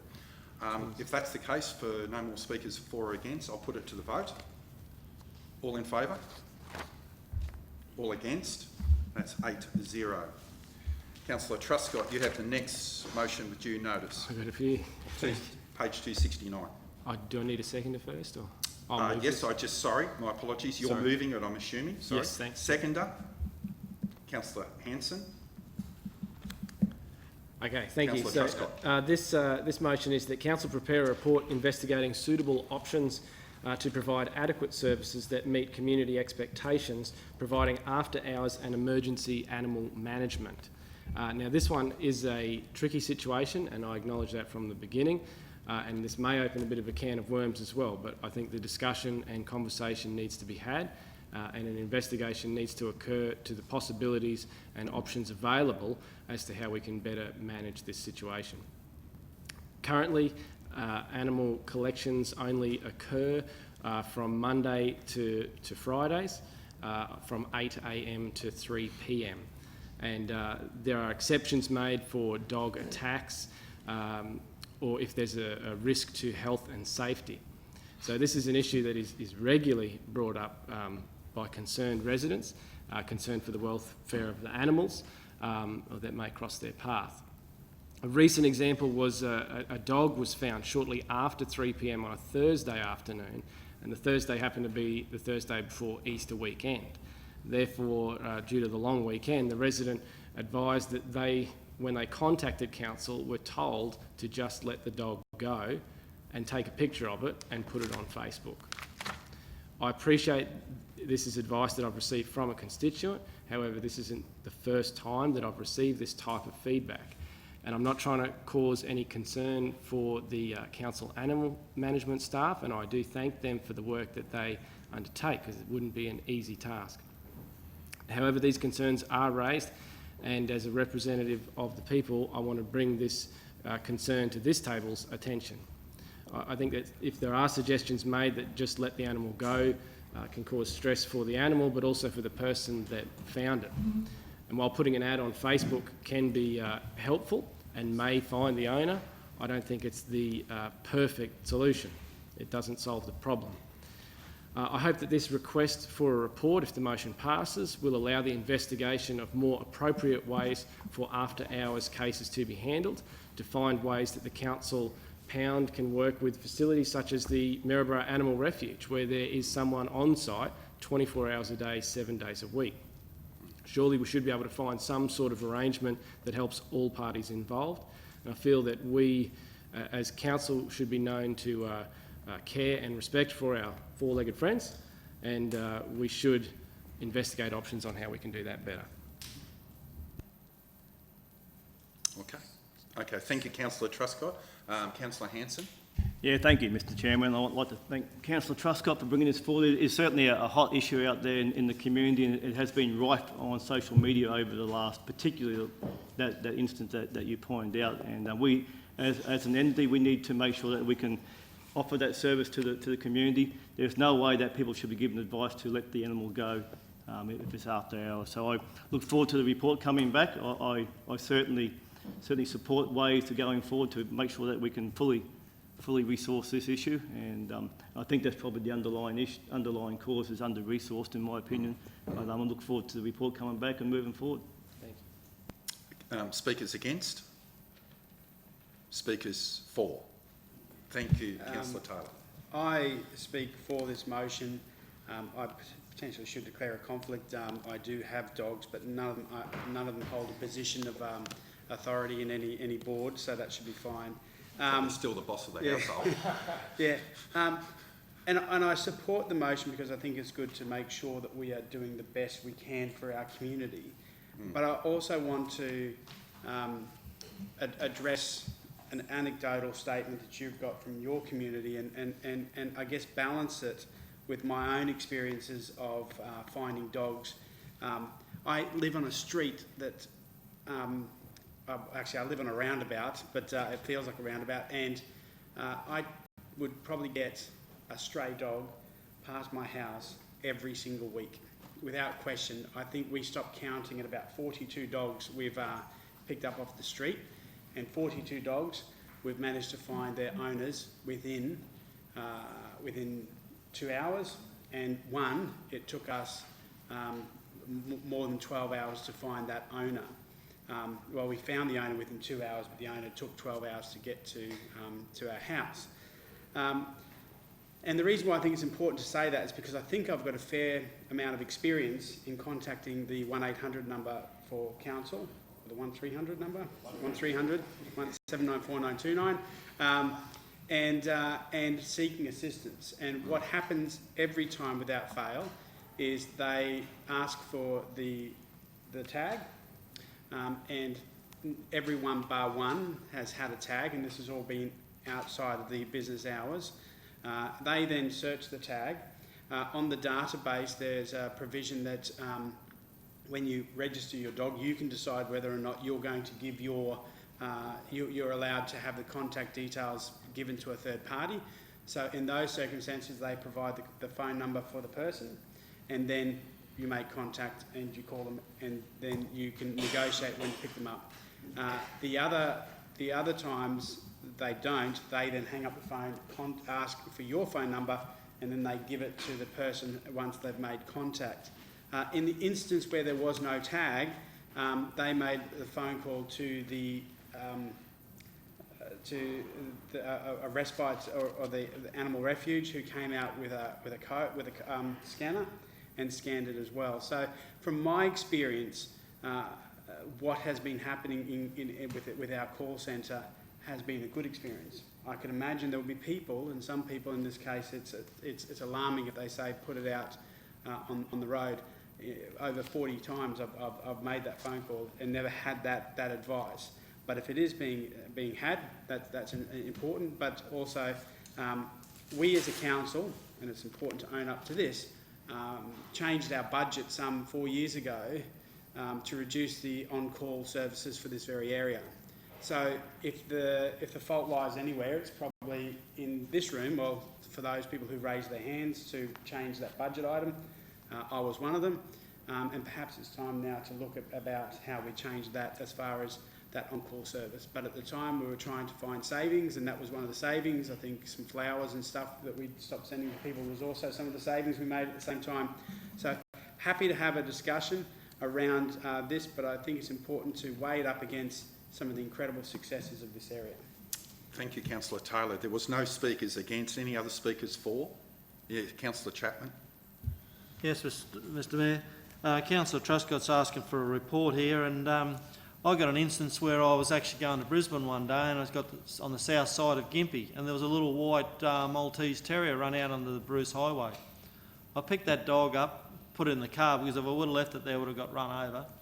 And away we went to Brisbane. So my wife rang on the phone, and we got to I think it's Narangba there. We rang the council number to see what we could do. We went in. Their facilities on the weekend was run by the RSPCA. And we went in there, we did all the paperwork, ready to hand the dog over, and they said, actually, this dog was found outside of our area, so we can't take it. You've got to take it back. So we took the dog to Brisbane, we brought the dog back to Gympie, and the ladies from the Gympie facility is run by the RSPCA. I went into their facilities there, and it was like a doctor's surgery. It was a really upmarket facility. I think that this report may bring out of our facilities that we've got here and how we're running them, and look at what our neighbours are doing with theirs. Here we are with the RSPCA running it voluntary, and they stayed open till around about 6:30 on a Saturday night for us. Welcomed us there. They actually rang us on the Sunday night to say that they found the owners, and they actually put it across Facebook. The dog wasn't chipped or anything like that. So I think a report like this might bring out that a better facility is needed for how we... And it's not will come out of the council's budget. I think that some of it will, but I feel the running of it is... We really need the RSPCA to be looking at in this area also. Or a like-minded organisation. Is there any speakers for? I'd just like to say something for it. I congratulate Councillor Truscott for putting this forward. I think we can do this better. It's not a criticism of the staff and maybe the limitation of budgets, but I think we judged how we care for all creatures, and we certainly have a responsibility under the Local Government Act, or our responsibility with animal management. And I'm sure that there's a number of different ways how we can do this.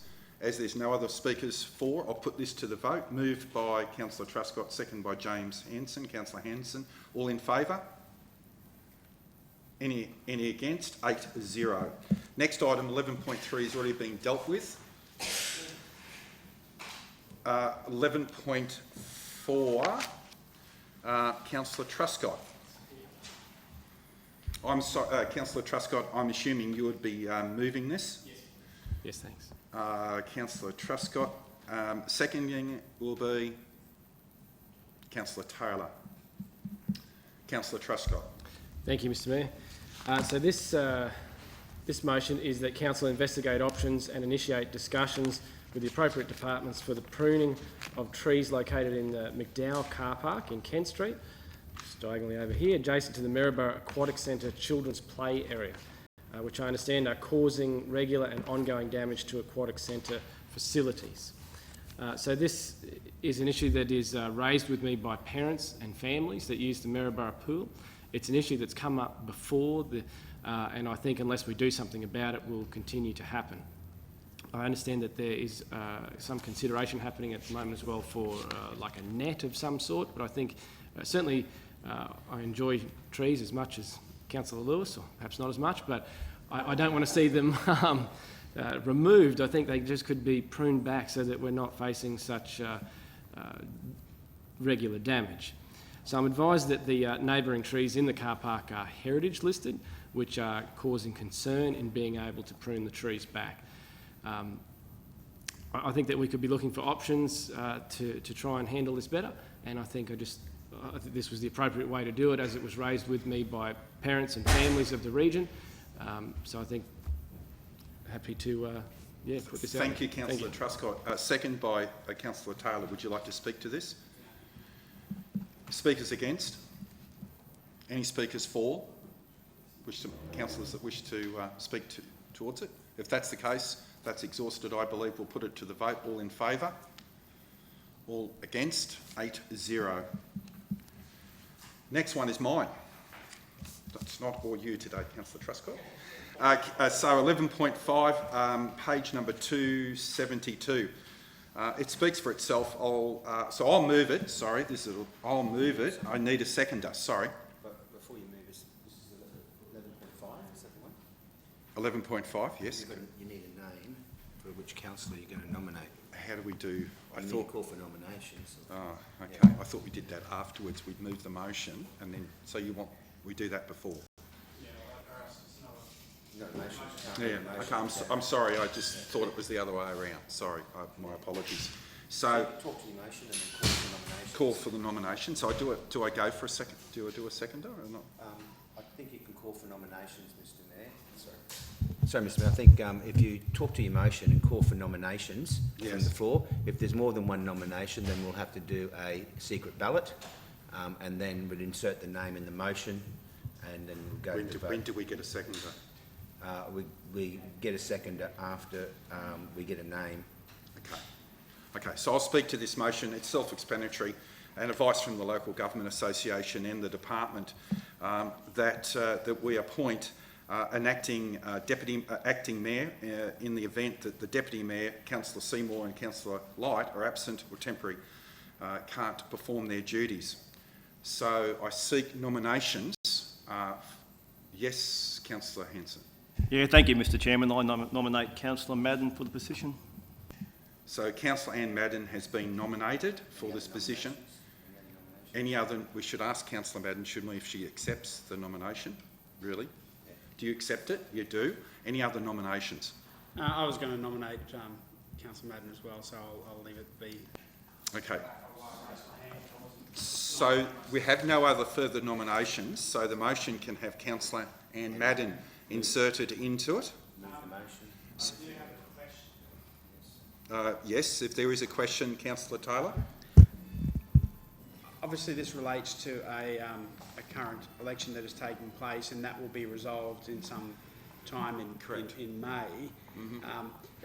The Act requires that the Deputy Mayor position a notice of 14 days be provided for the Deputy Mayor to be vacated.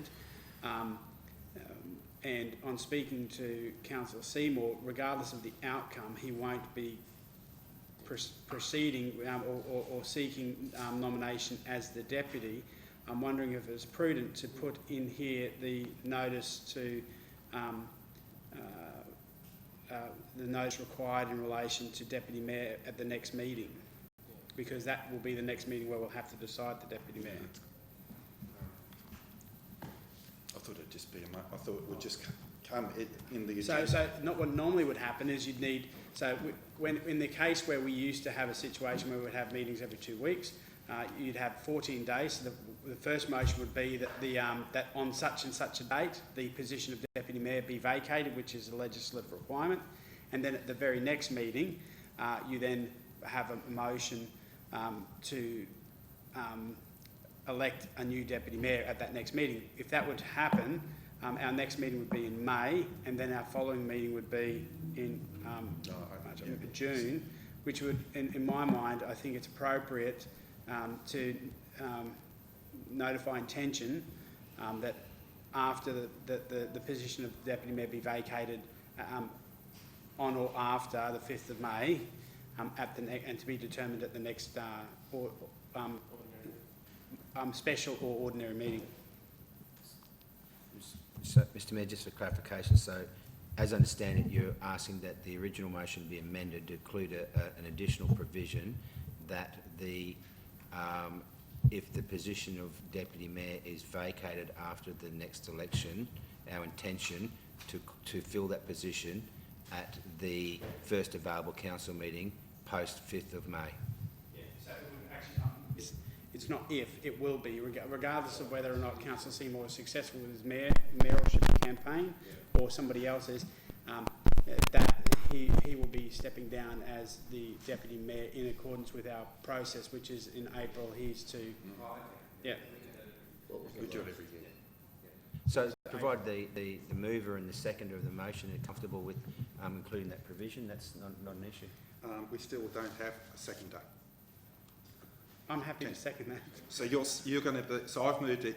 Yeah. Stuart's seconding it, and Yeah. you're doing an amendment to the motion. Yeah, I might just need to clarify the legislation, or can I just be more general about it?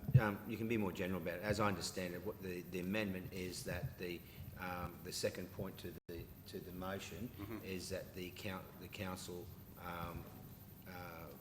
resolve to call for the position or fill the position of Deputy Mayor after the May 5th mayoral election, at the next available meeting after the May 5th mayoral election. That's my understanding of what you're saying, councillor. Yeah, so it would be, And we can just add that in.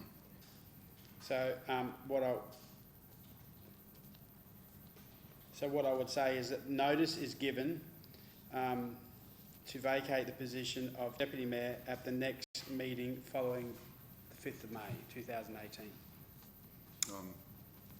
So, as a mover, I accept that, and I'm assuming as a seconder you will as well. Yeah. Okay, is there any speakers against? Any speakers for? So the motion is that councillor... Sorry, I'm sorry, I didn't see you, David. I'm sorry, For or against? no, this is a question. That's Okay, all. question. I'm just trying to clarify. I haven't been able to pick up the relevant section of the Act, so I thought I'd ask someone who might know. Do we need to give any notice of the date on which the election of that Deputy Mayor would be? It says it has to be within 14 You have days. to give at least 14 days. notice, at least. At least. So the effect of the motion is to Do the declare the notice. position vacant and to give notice of the... At the next meeting, yeah. So we've given out, so it's to indicate 14 days to give intention to vacate the position. The position's not vacated until... Right, okay. And we don't need a further notice period before we elect another one? No, this would be the notice period. Today is the notice. I'll get it's in the Act. Are we just pausing for a second here, are we? Yeah? Councillor Taylor? Can I see the latest on the table after general business? Yes. Yes. Well, I accept that, so we just lay this on to after general business. Okay, so we'll move to the next item, which is, what's it? 11 point, sorry, councillor Taylor. I just want to clarify, I also have a motion which isn't on here, but which I gave notice of, which will form part of... It'd be 11.7. It'd effectively be 11.7. I've got it electronically.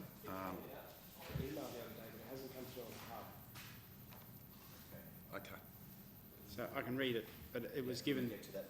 Well, we'll just do this business at this point as 11.6, which Councillor Sanderson has put a question notice with... yes, so Councillor Sanderson, I'm assuming you're going to be moving this? So Councillor Truscott is seconding. Councillor Sanderson, speak for it, of course. Thank you, Mr Mayor. I'll be brief to my fellow colleagues, but I've just put a motion forward that I'd like to raise, and I'll speak to that, which is that the Chief Executive Officer prepare a report that considers the use of my operational discretionary funds for the purchase and installation of small playground equipment up to the amount of $20,000 to be installed in the Queen Street Rotary Park, which is on the corner of John Lane, Lennox and Queen Streets in Maryborough.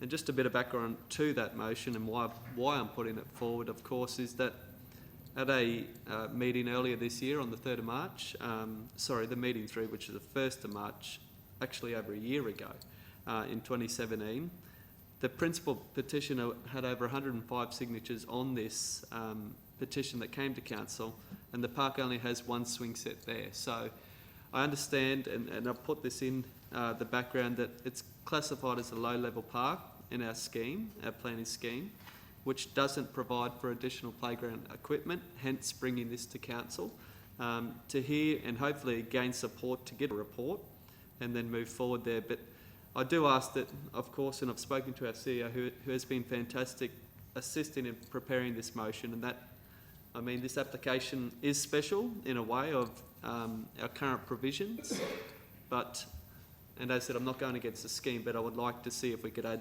just something small in this park where the community nearby especially would like to see, even if it's another small playground or something that's more than a swing.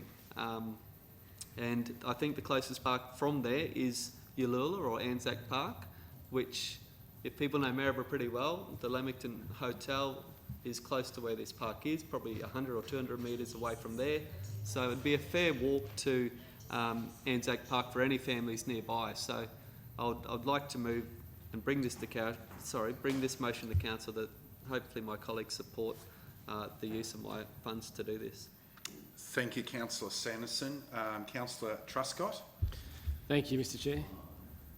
I'm just wondering if I, before I talk about it, if I could slightly amend it, thinking of the time frame around this, that perhaps after the words that the CEO prepare a report, that we include for the next council ordinary meeting, considering that will be May, and that there's only 1 month left of that, of the financial year, where those funds will need to be spent. So just checking, I don't know, Mr CEO, if you have any comment on that? Thank you. Through the chair, I don't have an issue with that. So if that's you're flagging an amendment? Yes, yeah. So obviously the seconder will approve it. I approve it. Will the mover approve it? Yes, I'm happy to approve that. So that's Thank the you. new motion. Okay. So Any just further comments, so Councillor? Oh yes, thanks. But yeah, so for Marlene, that's just after the words report for the May ordinary meeting. So yeah, I just want to thank Councillor Sanderson for bringing this up. I know he's been pushing this for a while now from the constituents that have raised these concerns with him. And I mean, I've been to that playground there with the kids, and it is literally just a big open area with one swing set. So I think there are a lot of residents around that area, and yes, Ulula's probably a couple of k's away, but for those families in the close vicinity that are walking around, I think it would be beneficial to have something else small, additional in this playground. So happy to support this motion. Okay. Thank you, Councillor Truscott. Speakers against? No speakers against. Speakers also for the motion? No? If that's the case, I'll put it to the vote. All in favour? All against? That's 8-0. Items now. Councillor Taylor, I refer to Councillor Taylor. Councillor Taylor, is it 11.7? Is that correct? Well, yes, sir. Well, it will be. So I understand, and the reason probably why it got missed in the minutes is because when I emailed it, they had 2 large attachments attached to it, and then when I checked, it was the attachments that wouldn't send, so they weren't sending to council. So I then sent it on Tuesday. So Monday briefing, prior to the Tuesday 10 o'clock cut off to actually have this motion in. So I've sent it to the CEO and also to councillors, and I will just endeavour to find it.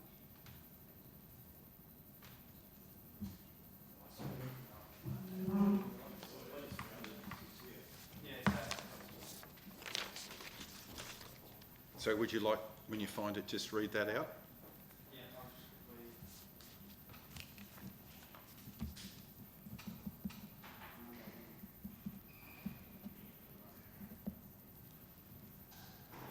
So the motion reads, in keeping with the previous motion relating to the boardwalk in Torquay, council approved and installed the 2 attached interpretive signs relating to 1, Jacqueline B. Messer, aka Whitaker, and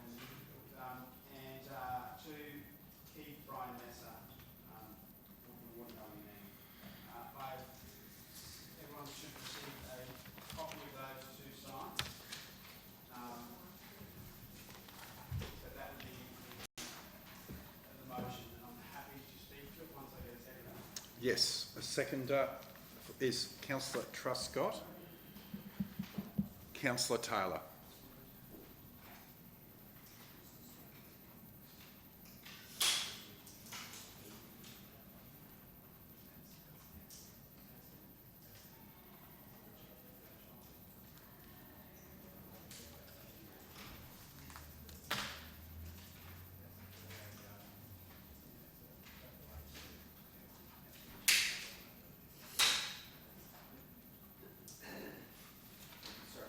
That's no problem. Councillor Taylor, when you're ready.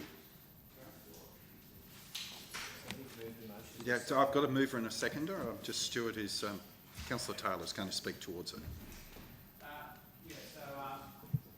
The signs that I've provided are there for everyone to see. I seek that those two documents be added to the minutes and tabled, along with the motion. And just one other matter, and I don't think it needs to form part of the motion, but it can certainly reflect is that it would be appropriate for council to put their logo on this as well. So there would be space to put a council logo on both of these. But effectively, we passed a motion in council, particularly in relation to the significance of Keith Messer.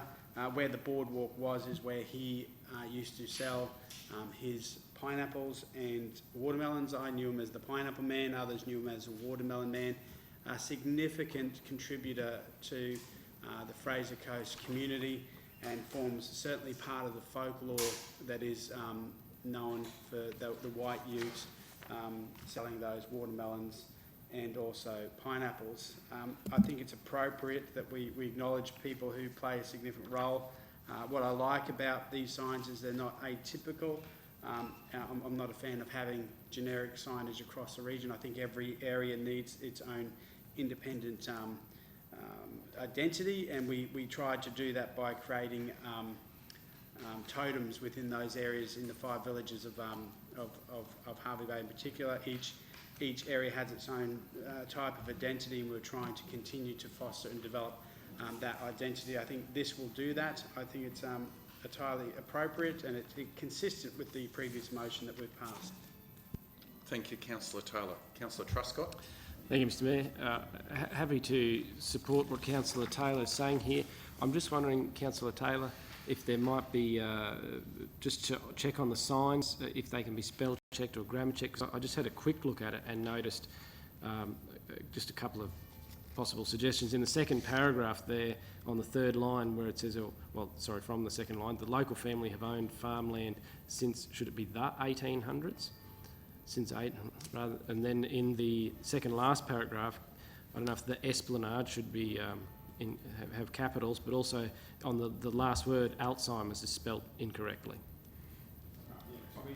So just to make sure that the signs are checked. With respect, Councillor Truscott, I think those type of things would be proofread or, Well, but that's what I'm just wanting to make sure that they are before the signs are created. I'm sure. But otherwise, happy to support that. Speakers against? Speakers for? No speakers against, no speakers for. We'll put it to the vote. All in favour? All against? Any against? That's 8-0.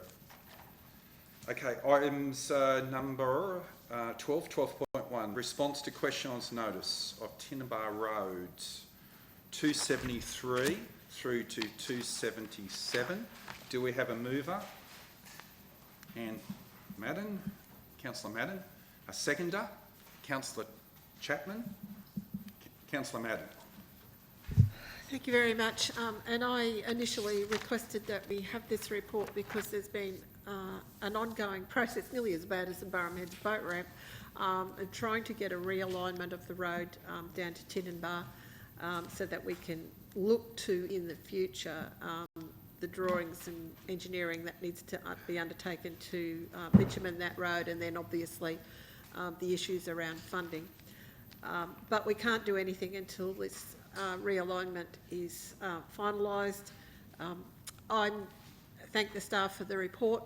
I note the number of conversations that are listed down there, and I'm absolutely positive that there have been significantly more numbers of conversations that have been taken up to try and get some kind of resolution. This is a matter which is actually out of our hands. Council can't do anything about it. It rests with the state government and with HQ Plantations. But I do believe that the recommendation is appropriate, that we do write to the relevant state minister and local member seeking assistance to expedite the process. of the realignment of Tinninbar Road and necessary land reconfigurations. This is something that the people at Tinninbar have been asking for and asking for and asking for over a long period of time. I'll also note that at this point in time, it's pretty pointless setting aside funding until we get this get this realignment resolved. So thank you to the council staff, and I will certainly be forwarding this information to the residents of Tinninbar to have them understand that we have really tried to do something on their behalf. It's just that there's a brick wall in George Street in Brisbane, and it's a problem. Thank you, Councillor Madden. Councillor Chapman. Speakers against this? Speakers for? As there's no speakers for or against, I'll put it to the vote. All in favour? Against? 8-0. Item number 12.2, response to question on Snow's landscaping screening, Drury Lane, pages 278 to 281. Now, I'll need some assistance on this. There is an alternative motion on here to the CEO. It is the motion. Because will be the motion? It's the recommendation. So I understand your motion will be that this matter be referred back to the Chief Executive Officer to provide a report with a more detailed response in consideration of the presentation and public participation and concerns raised. Yep. Yep. Yeah, So I'll move that motion. A seconder? I'll second that. So, speakers for? Yes, Councillor Hanson. Yeah, thank you, Mr Chairman. I fully support this motion. It's an ongoing issue out there, and we need to do everything we can to make sure the residents of Drury Lane there are protected and that their lifestyle is protected as well. We also need to make sure that the development also can go ahead, but we need to investigate all avenues, and I fully support it. Speakers for? I just wish to endorse what Councillor Hanson said, that we need to look at the residents' concerns, and I look forward to further investigation from the management team. Yes, Councillor Chapman. Yes, Mr Mayor, I'd actually like to speak for this motion also. I think that it needs to come back. We need to look at something here. I think there's been a few things that have been missed, and it's when industrial meets residential, you're always going to find problems like this. But this is a very sensitive area. We've got residents, we've got water. There's a lot to think about in this here, and I think it needs to come back onto the table and have a look. And we need to get an outcome between the developers and the residents that everyone is happy and everyone can move forward. Because it's no good having a development go ahead. I've seen the developments that don't work are the ones that the residents don't get on with. The developments that work and are promoted are the ones that the residents around talk and rave about. And this is not happening with this one. So thank you, Councillor Chapman. Any further speakers for? Well, I'll put it to moved by Councillor Light, second by Councillor Taylor. All in favour? Any against? So it's 8-0. Consideration of items placed on the agenda with consent of the Mayor. There isn't any. We have to go back, don't we, Councillor Taylor?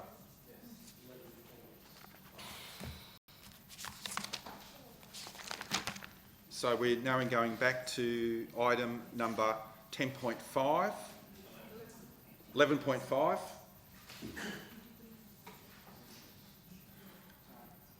Yes, it was moved. I will just say it was moved by myself, Councillor Light, and seconded by Councillor Taylor. Councillor Taylor. So, in looking at the Government Act, particularly from 165 onwards, in reference to the Act, we've formulated an additional limb to that motion, and that would be that the Chief Executive Officer provide written notice to vacate the position of Deputy Mayor at the next meeting following the 5th of May 2018. So legislatively, the CEO is required to provide written notice within 14 days. by a resolution. So that would then provide that resolution and make it compliant. Okay. Yes, Mr. Mr. Mayor, as I understand, that's an amendment to your motion to appoint Councillor Madden to fill in as acting mayor should the current deputy mayor and current acting mayor be unable to fulfil their duties. So it's a acting mayor. Correct. And additional with what Councillor Taylor has flagged. So is that right, Marlene? Do we have all this? Captured that? So is there any speakers again against? Speakers for? Well, if that's not the case, I'll put it to the vote. All in favour? Any against? So that's 8-0. Congratulations, Councillor Madden. Acting Mayor. Acting. Now, question, I just need to... now, item 14.1, Mr CEO, or to... we dealt with that at the beginning, didn't we? 14.1. Councillor, yep, leave of absence. Now it's general business. So general business items. Calling for general business. Councillor Taylor has got the call. Just a question on, without notice, on notice is the sports precinct. We're getting a tour on Monday of the sports precinct, as I understand. I also understand that one of the hold-ups related to an Ergon Energy connection. Are you able to provide any advice as to when or if that matter has been serviced by Ergon Energy? No, but Thank you. perhaps the Director of Infrastructure Services might be able to. Thanks for the question. Through the chair, we have appointed a contractor to do the irrigation pump systems. So one of the options we have is that depending the timing of Aegon to come and do the works, my understanding is they're looking at end of May. But if the irrigation system or the pumps are implemented or installed, then we'll probably put a generator to run the irrigation until Aegon comes and does the power connection. So it could be some weeks before the installation of the pumps and Aegon connection. So we are looking at in the interim to run some generators to run the irrigation system. When will that? When will the irrigation and turfing take place? Then will it not be reliant on Ergon Energy providing that power?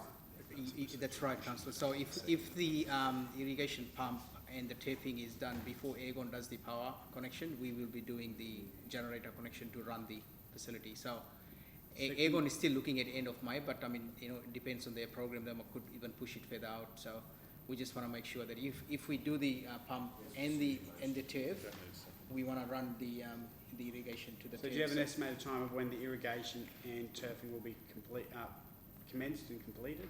Well, as I said, the contractor for the pump has been appointed, so they're looking at starting the work in the next week or so.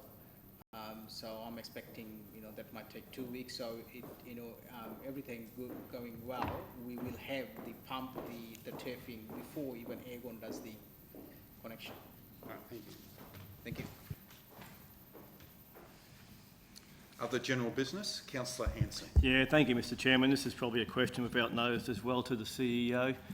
Just in relation to the Maryborough markets, that a report be brought back to Council in relation to the possibility of the Maryborough markets coming back under the control of Council, given continual concerns raised by storeholders around current management. Just through the chair, that sounds actually like a motion, not a question. Yes. Yeah. So if you'll need a seconder for that matter to be.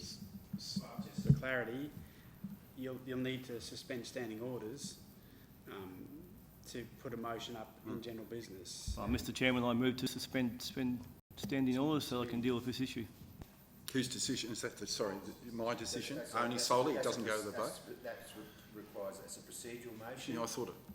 Yeah. To suspend standing orders, it doesn't need a second. It doesn't need a second, so we just go straight to the vote. Yeah, it wasn't. Section 22, I just happen to be on this page.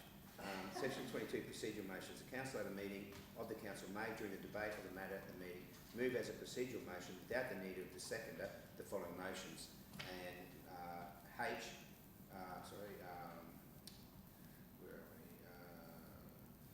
J, that a provision of standing orders be suspended for a specified period.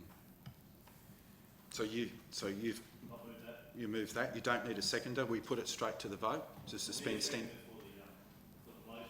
Not for the procedural motion for you to suspend standing orders, because it's a procedural motion, so we take it straight to the vote to suspend. Perhaps, just a point of order, Mr Chair, perhaps... I'm earning my money The now. draft says provision of standing orders be suspended for a specified period. I think that intends that the period be specified. So it may be to enable consideration of a motion in relation to. Right.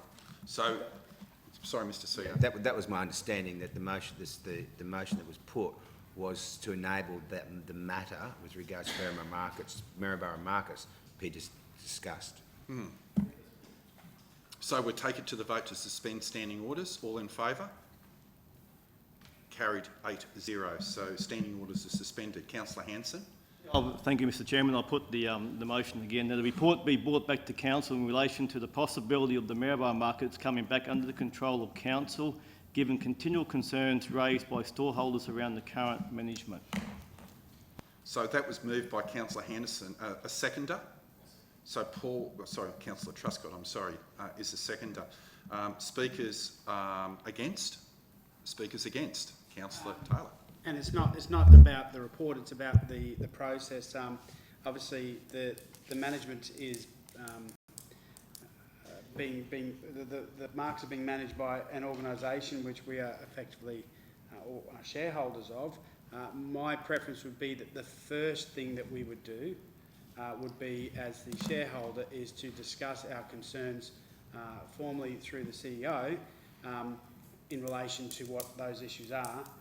And if at that point you cannot get a resolution that you're comfortable with, to bring it back as a motion. But to simply ask for a report without consideration of both issues, I think is not fair to the organisation that's managing it.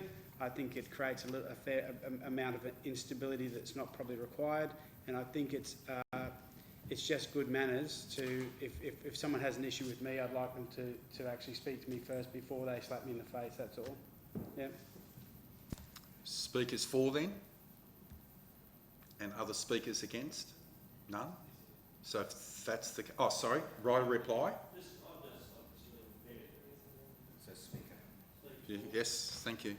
Yeah, I can see where Councillor Hanson's actually coming from here. There is concerns in the markets, and when you've got all different people mixing in markets, we've had the same sort of thing in Hervey Bay at the Urangan markets, on the running of those markets. I can see the market committee have actually come to Councillor Hanson with a problem, and I can see Councillor Councillor Taylor's side of it too, that how we actually handle it. But I think what Councillor Hanson's trying to do here is move it forward fairly quickly and get a result to keep everyone happy. Can I seek an amendment to your motion?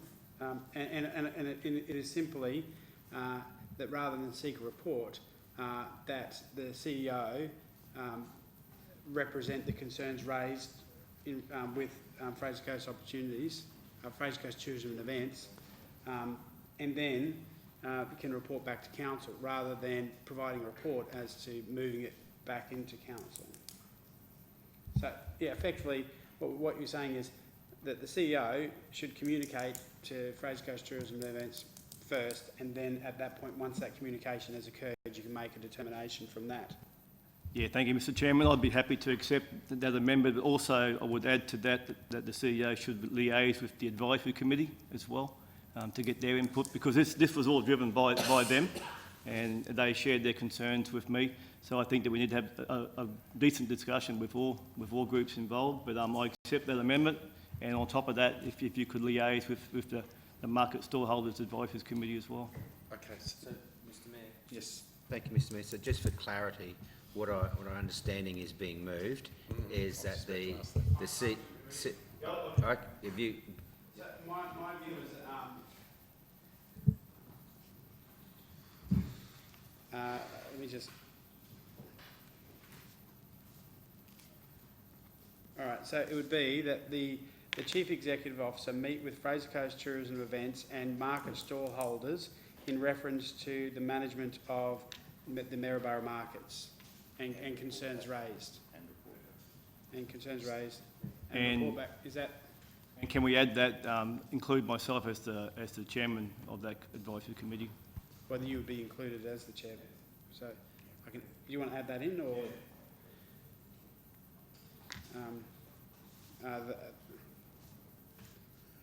and that Councillor Hanson be involved in the discussions. So does the seconder agree with that amendment? The seconder does agree? Okay. Marlene, You got yes, poor Marlene. We will double check that with council. Yes, he was. Okay, so speakers against? Yeah, and Mike, I just have a question on that. Question? To the Chief Executive Officer. Is that a process that you're comfortable in progressing? Just through the chair, certainly if there are issues and concerns that are being raised by the advisory committee, they need to be brought to the attention of FCTE. I would declare that I am a member of FCTE, but I don't think that's going to present a conflict of interest. I'd like to meet with that committee sooner rather than possible, because the FCTE are currently in the process of undertaking a strategic planning process. That the markets are important to the Fraser Coast region, and in particular the Maryborough CBD, that add to the vitality and vibrancy of our CBD, and they are a tourist attraction in themselves. So if there are issues at hand with regards to how they're managed or operated, I think the council has an obligation to understand those and facilitate positive outcomes for our community. So speakers against? I think I've already asked that. Speakers for again?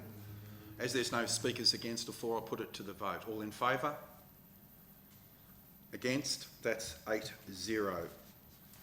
That was for the procedural motion. So standing orders would be automatically restored, I'm assuming, Mr CEO? No, you'll need a motion to resume standing orders if you suspended standing orders, Mr Mayor. Mr Chairman, seeing on the one that caused all the kerfuffle in the first place, I move that standing orders be reinstated. You don't need, if it's a procedural motion, you don't need a seconder. We put it to the vote. All in favour, none against, 8-0.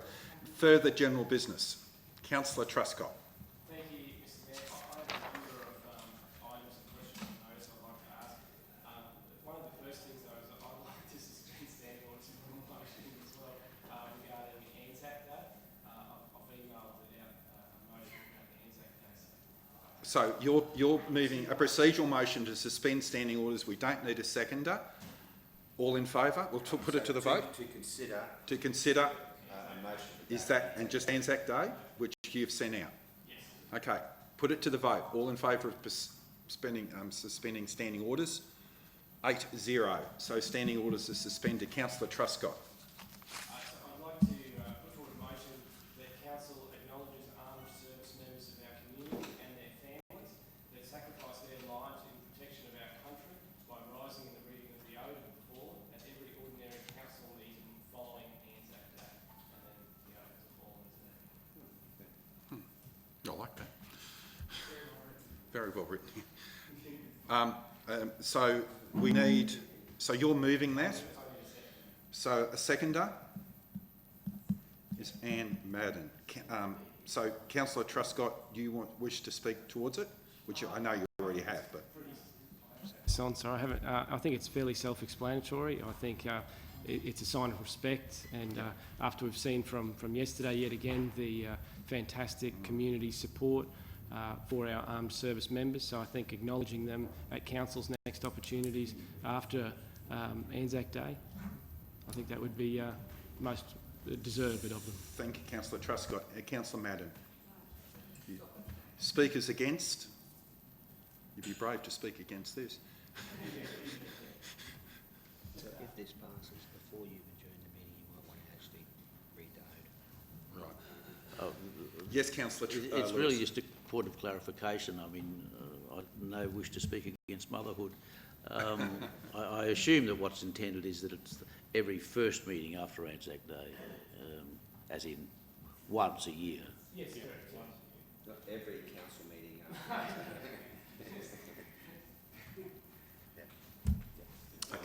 So, so that was speakers, councillors, speakers. That was speakers. Sorry, no speakers against. Speakers for. That, clarify that if I can amend that to every immediate ordinary council meeting following Anzac Day. so do we have this, Marlene? Or at the next, sorry, yeah, at the next ordinary council meeting. Sorry, rather than every, yeah. I just think we've just got to help Marlene here with this. So. Yes, you got it. She got it? It's all good? Okay, so we're all clear what... Okay, so there's no further speakers for or against. I'll take it to the vote. All in favour? Against? 0, 8, 0. Now we need... Has anyone else got another motion while we have standing orders suspended? Does it have to be specific to Anzac Day? Because it was suspended for a motion against Anzac Day. That's true. If you've got a motion, perhaps you should I do have So, what should... Mr Chair, I move that we suspend standing orders to enable Councillor Truscott to bring forward his further motions which will require the suspension of standing orders. Okay. Okay, thank you. So you've moved it. We should if you've moved that, we've got to... No, you don't need a seconder. So we need to vote for that. All in favour? I'm assuming it's 8-0. Okay, Councillor Truscott. Okay. So this is a motion I emailed to all councillors and CEO and Marlene regarding an information request. So in reference to a recent reasonable request for information on attendance numbers at the Harvey Bay Aquatic Centre and subsequent advice from council staff that the information requested is somehow recorded manually in the book, that the CEO, 1, make this book available for inspection at the Harvey Bay Council Chambers by 4 p.m. today, Thursday the 26th of April 2018, and 2, that within 7 days, Councillor Paul Truscott or any other councillor choosing to do so be provided with the opportunity to meet with the council staff member at the Aquatic Centre to further assist in understanding and obtaining the information requested through the Link software database. Mr Chair, perhaps it would be appropriate to indicate, while this is a very generic motion, it does relate to a matter that I had previously been involved in, and I sought advice. So I had some involvement, and I assume it's related to a similar matter. I had some advice in relation to a user of the pool. I sought advice from the Integrity Commissioner in relation to my son's participation in an organisation that uses a pool, and the advice that I received was to hand it over to another councillor, to which I did, due to a perceived conflict. So that perceived conflict is that my son attends a squad class in that aquatic centre. And for that reason there is a perceived conflict, and I think it's appropriate that I don't vote on this motion and that I'm not present for this motion, so I'll be seeking to withdraw myself for the purpose of this discussion. So you're leaving the chamber, Councillor Taylor? Yes. Okay, so that can be recorded in the minutes. Have I addressed The perceived conflicts and reasons? I think, yes. Thank you, Councillor Taylor. So, sorry, Councillor Truscott. So we are... I must have been... Oh, that's right. So we haven't got to a seconder or anything like that, have we? I haven't got a copy of the motion. Did you email it again? When did you email it? So, Councillor, just as you're doing that, Councillor Truscott has moved it. We haven't got a seconder at this point. So, Councillor Lewis is seconding it. We're just waiting for the CEO to have a look at the motion.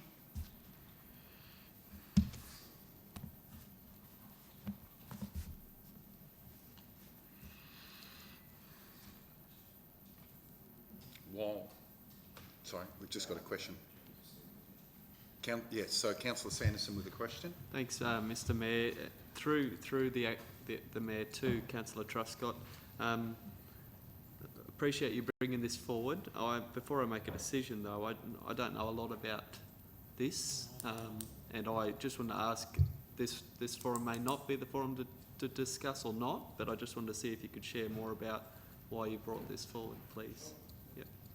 So, thank you for the question, through the Chair. There was as Councillor Taylor mentioned, there was a situation that had arose, and the situation then became passed to me. And in the process of trying to seek information, I've felt that there has been a significant amount of pushback in trying to obtain information in order to be able to make a clear assessment of the situation. And I'm thankful for the staff that have been involved in this situation and their time, but I feel that through the reasonable requests that have been made over the past several weeks, that all information has not been provided or entirely accurate. And I feel that this is a way that that can be addressed. Well, for example, the system that we've been using at the pools for the past couple of years is an automatic entry system with cards, and on asking for data, that data is very difficult to obtain, and has recently been advised that that some data has still been recorded in a manual book as of last year, even though we've been using automatic electronic systems for longer than that. So I'm failing to understand how that's possible, and I just want to try and get to the bottom of this situation to try and clear it up in ensuring that everything is dealt with equitably and fairly for the council and for residents and people involved in the use of pool lane hire. Thank you. Yes, Mr CEO. Thank you, Mr Mayor. I'm just trying to choose my words wisely. I'm probably a little bit upset with this resolution. I understand the frustration. I share the frustrations in relation to the issues that we're having with the aquatic centre. I don't have a problem making the book available, and I don't think it required a council resolution to do that. To make them available for inspection at the chambers today at 4 o'clock, I don't know whether these books are used ongoing, and whether if we take them away from the aquatic centre, whether that's going to impact upon things. I'm happy to make those books available at the aquatic centre for inspection. And with regards to the second part of the resolution, the opportunity to meet with council staff at the aquatic centre to further assist in understanding and obtain the information requested through the linked software database. I don't have an issue. I mean, I don't have an issue with what you're asking. I'm not sure if we pull the books out of the aquatic centre, whether the current data, older books may not be an issue, but current ones may be an issue. I just don't feel that it required a council resolution. And if it gets to the point where we require a council resolution for the CEO to do these very simple things, obviously we're losing the confidence of councillors. That if what I would see is very straightforward operational request having to be raised at the council meeting. If I can respond to that? Yes, Councillor. Thank you. So through the Chair, and with all due respect, that request had been made, and it hasn't been answered, which is why I felt it's had to get to this point of needing to get to this point. I absolutely respect what you're saying. And I know we've had discussions on this, and it's not an attack on anyone or any individual. It's purely that the requests have been made previously. The requests have not been fulfilled in a timely manner. I understand that. Well, I would be concerned if manual books are still being used to record current information when we're on an electronic system. But yeah, I'm sorry that it's had to get to this point as well. Councillor Truscott, could I suggest that you're looking at amending this, because the CEO has brought up a very good point, that those books could be used in business and during business hours, and maybe you could reconsider that to make a book available at inspection at the aquatic centre, not the Hervey Bay Chambers. Yes, certainly, I'd accept that. You accept that? So you will change the motion that make this book available for inspection at the Harvey Bay Aquatic Centres by 4 p.m. today. Is that correct? So we'll change that to make it more practical. Okay, so speakers against? Speakers for? Oh, sorry, is this for or against? This is against. I'm looking at Councillor Chapman. number 2 and the way that this motion's been brought up and put on the table. Look, there's been a lot of questions asked about the pools ever since I've started here as a councillor, and but we never seem to get to the bottom of it. It's just about lane hires and different things, but it never comes out what's at the bottom of what we're trying to achieve here. And number 2 in the motion says within 7 days, Councillor Paul Truscott or any other councillor choosing to do so, we provide the opportunity to meet with council staff. Now, as a councillor, we're not really supposed to be meeting with council staff. I feel that the direction should be going through the CEO, and if the CEO really hasn't had the opportunity to be questioned about this or spoke about this, I really feel that this motion is undermining the CEO's direction, so I will not be voting for it. Councillor, for or against Councillor Lewis? I think I seconded it. So, Sorry, you have to. Yes, thank You you. can actually believe and not vote against if you second That's it. okay. Go ahead. So, look, I'm voting for it. I seconded this motion, in effect pro forma.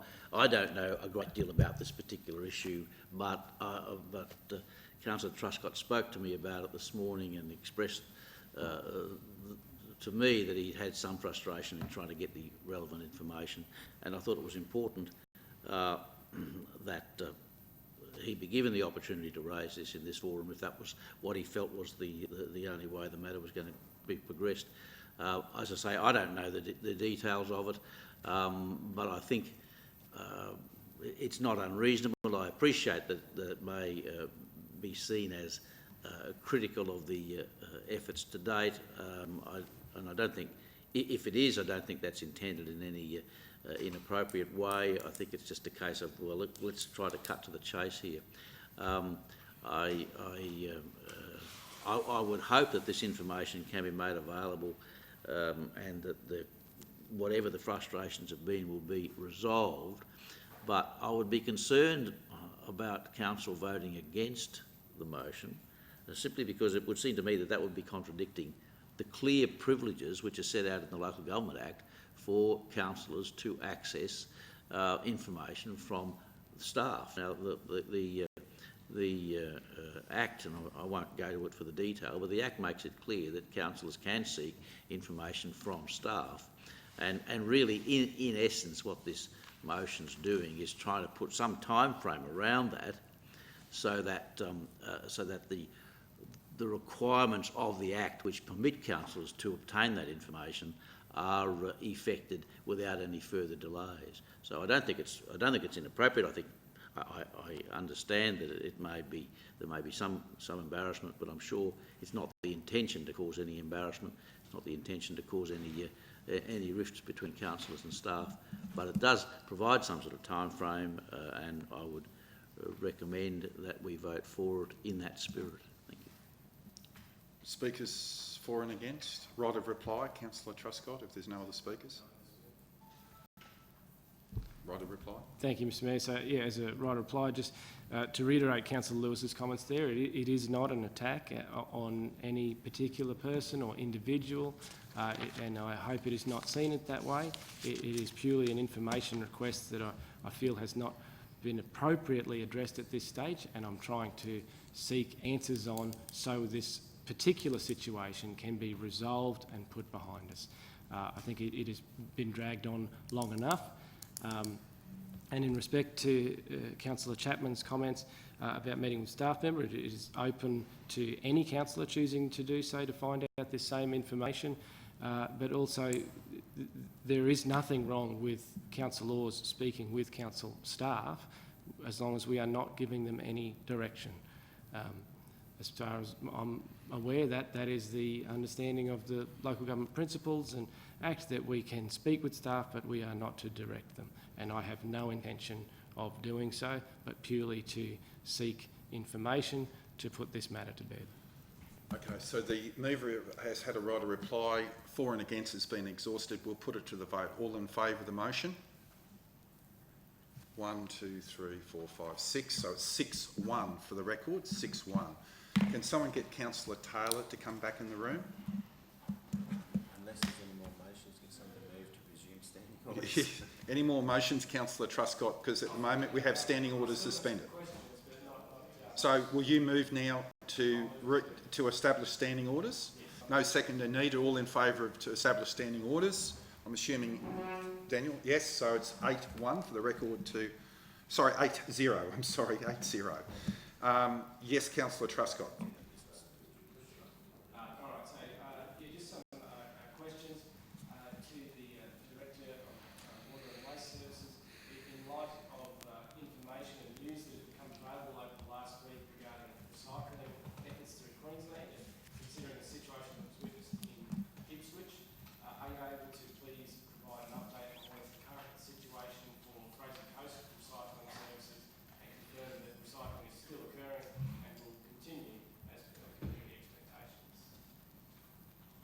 Chair, yes, we have negotiated an amendment to the Cleanaway contract. That amendment provides them to provide a particular level of recycling. So the yellow bins that were used to being picked up, they are continuously being picked up. They are making changes to the operation of the MRF out at Dundara, and they are recycling all materials that they were previously. We have put limits on what residual, and residual is the material that they can't recycle or they can't remove the contaminants from. We have put a limit on that of 36% as a maximum, and we are monitoring their performance at this point in time to reduce that down to a lower level, which will require the contractor to put additional staff on at the site. So yes, recyclables are being recycled. And only the residual has been taken to the refuse tip at landfill site at in Maryborough. So I will make another comment, which is I think the acting mayor it was in the newspaper I think this morning. We rely a lot on the public to ensure they don't allow their recycling to be contaminated. They have to take care of what they put in the recycling bin. The management of what they put in those bins is going to make life a lot easier for us and also the contractor as well too. Paper, plastics, aluminium, tin, they're all okay, but it's the other products that get dumped in the yellow bins that is causing us the biggest headache. Thank you, Director. For that information, and recycling is something I'm big on and would really want to encourage the residents of the Fraser Coast making sure they are doing the right thing with recycling and not contaminating. I do have a few more questions on notice still. I imagine this one may go to the CEO regarding Council's regional meetings. I believe it was determined a few meetings ago that our regional meetings, there's 2 per year. I'm pretty sure it was Tyro and I think Burham Heads that were decided as the locations for this year, but the website hasn't been updated, and just wanting to check if we can make sure that happens. Certainly, Mr. Mayor, we can make sure that's updated. Another one I have is in September last year, I was advised that Council would be reviewing its regular street sweeping program. This was specifically for Maryborough, I understand. I've tried to follow up on this request, but I haven't had a response as yet, and so I'm just wondering if anyone's able to advise where that street sweeping review is up to. Yeah, I can answer that.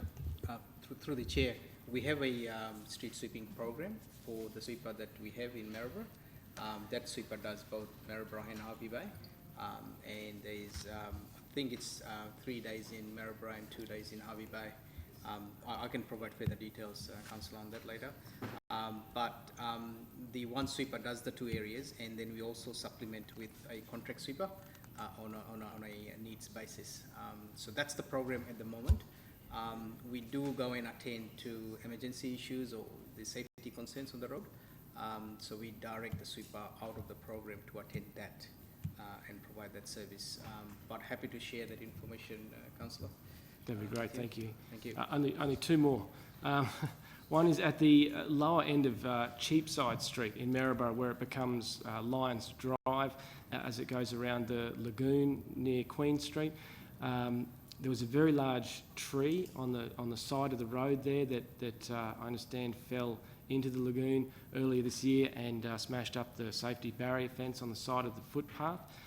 It's had the orange safety tape around it for some time, and I'm just trying to see, the concern's been raised with me, just if there's any update particular. It's a huge tree hanging out, laying onto the lagoon near the huge drain there. I'm just wondering if anyone has any update on or what's happening with that tree.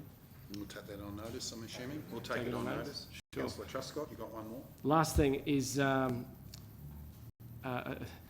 is a bit more, for Maryborough. So Mary Poppins, you may have noticed in the news recently that the Queensland Assistant Minister for Veteran Affairs, Jennifer Howard, recently stated that Allara is the home of Mary Poppins. Obviously, I disagree with her, and I think that Council needs to acknowledge Ms Howard's comments and invite her to attend our upcoming Mary Poppins Festival so she can see just where Mary's real home is. So, just like to put that out there. Thank you. Councillor Truscott, no further general business. Any other general business? Councillor Taylor. I just want to acknowledge we had the state championships for triathlon, schoolboys triathlon in February this year, and one young boy made the Queensland team, and he is now at 155 today.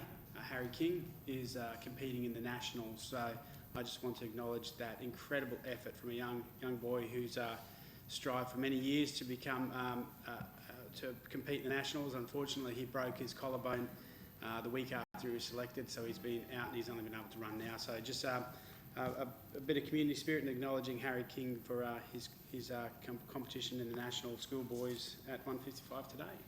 Only person in Wide Bay to make the national team. Very good. Any other general business? Yes, Councillor Chapman. Yes, Mr Mayor. Just one thing that was brought up in public participation this morning was about the cost of our fuel at our airports.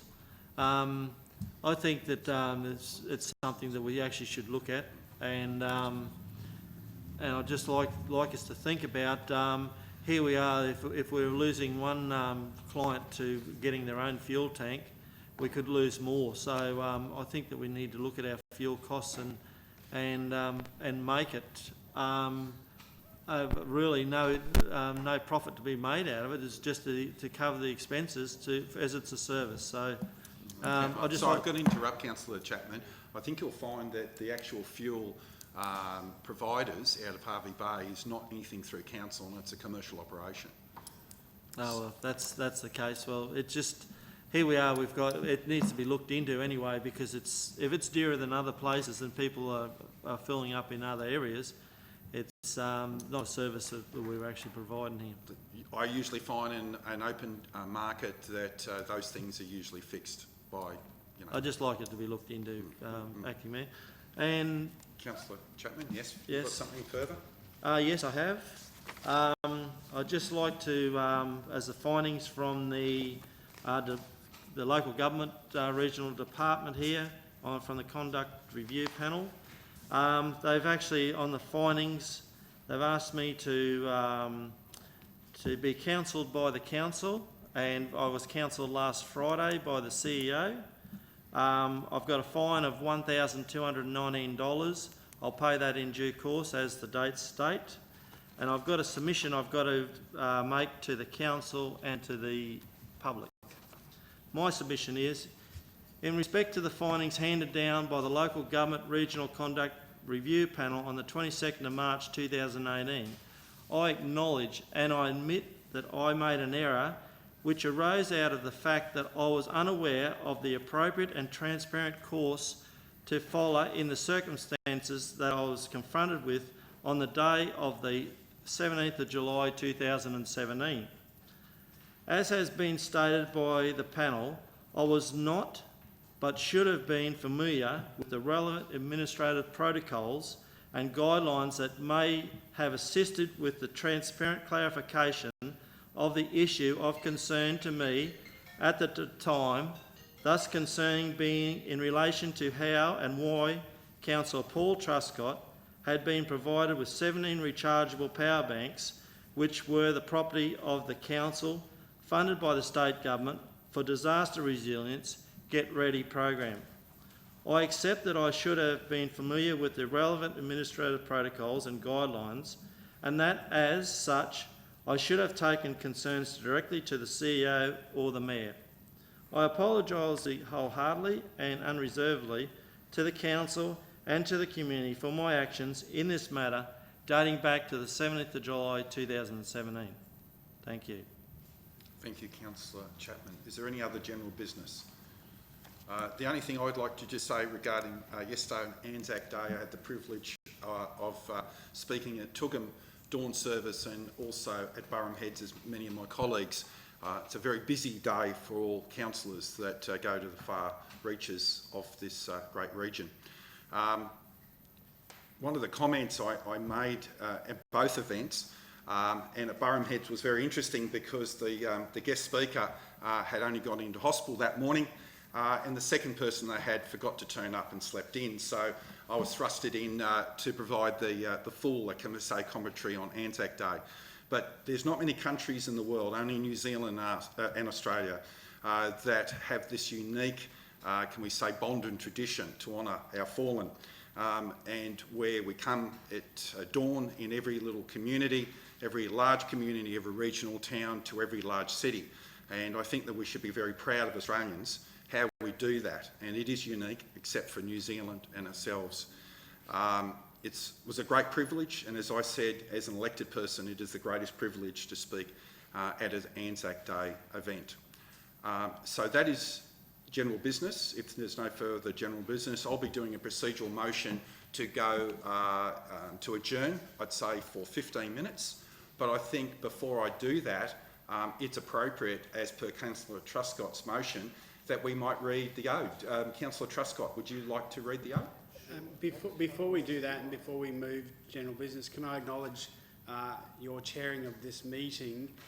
Probably the most challenging, you thought it was going to be easy, but it effectively has been the most challenging meeting that I've been involved in as far as procedure and the nuances of this meeting. So I congratulate you for your work and thank you for being patient with the collective. No, thank you. Appreciate the comments. Thank you. Thank you. Councillor Truscott, should we stand, I think, for this? They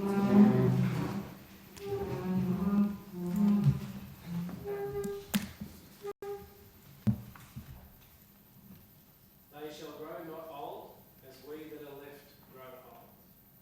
Age shall not weary them, nor the years condemn. At the going down of the sun and in the morning, we will remember them. You'll remember them. Thank you. So I'm just going to move a procedural motion for us to adjourn, and I think we should set a time for 15 minutes, approximately 5 minutes past 1. And then we can then go into confidential. So we need to move that motion. No seconder. All in favour to adjourn? Carried 8-0.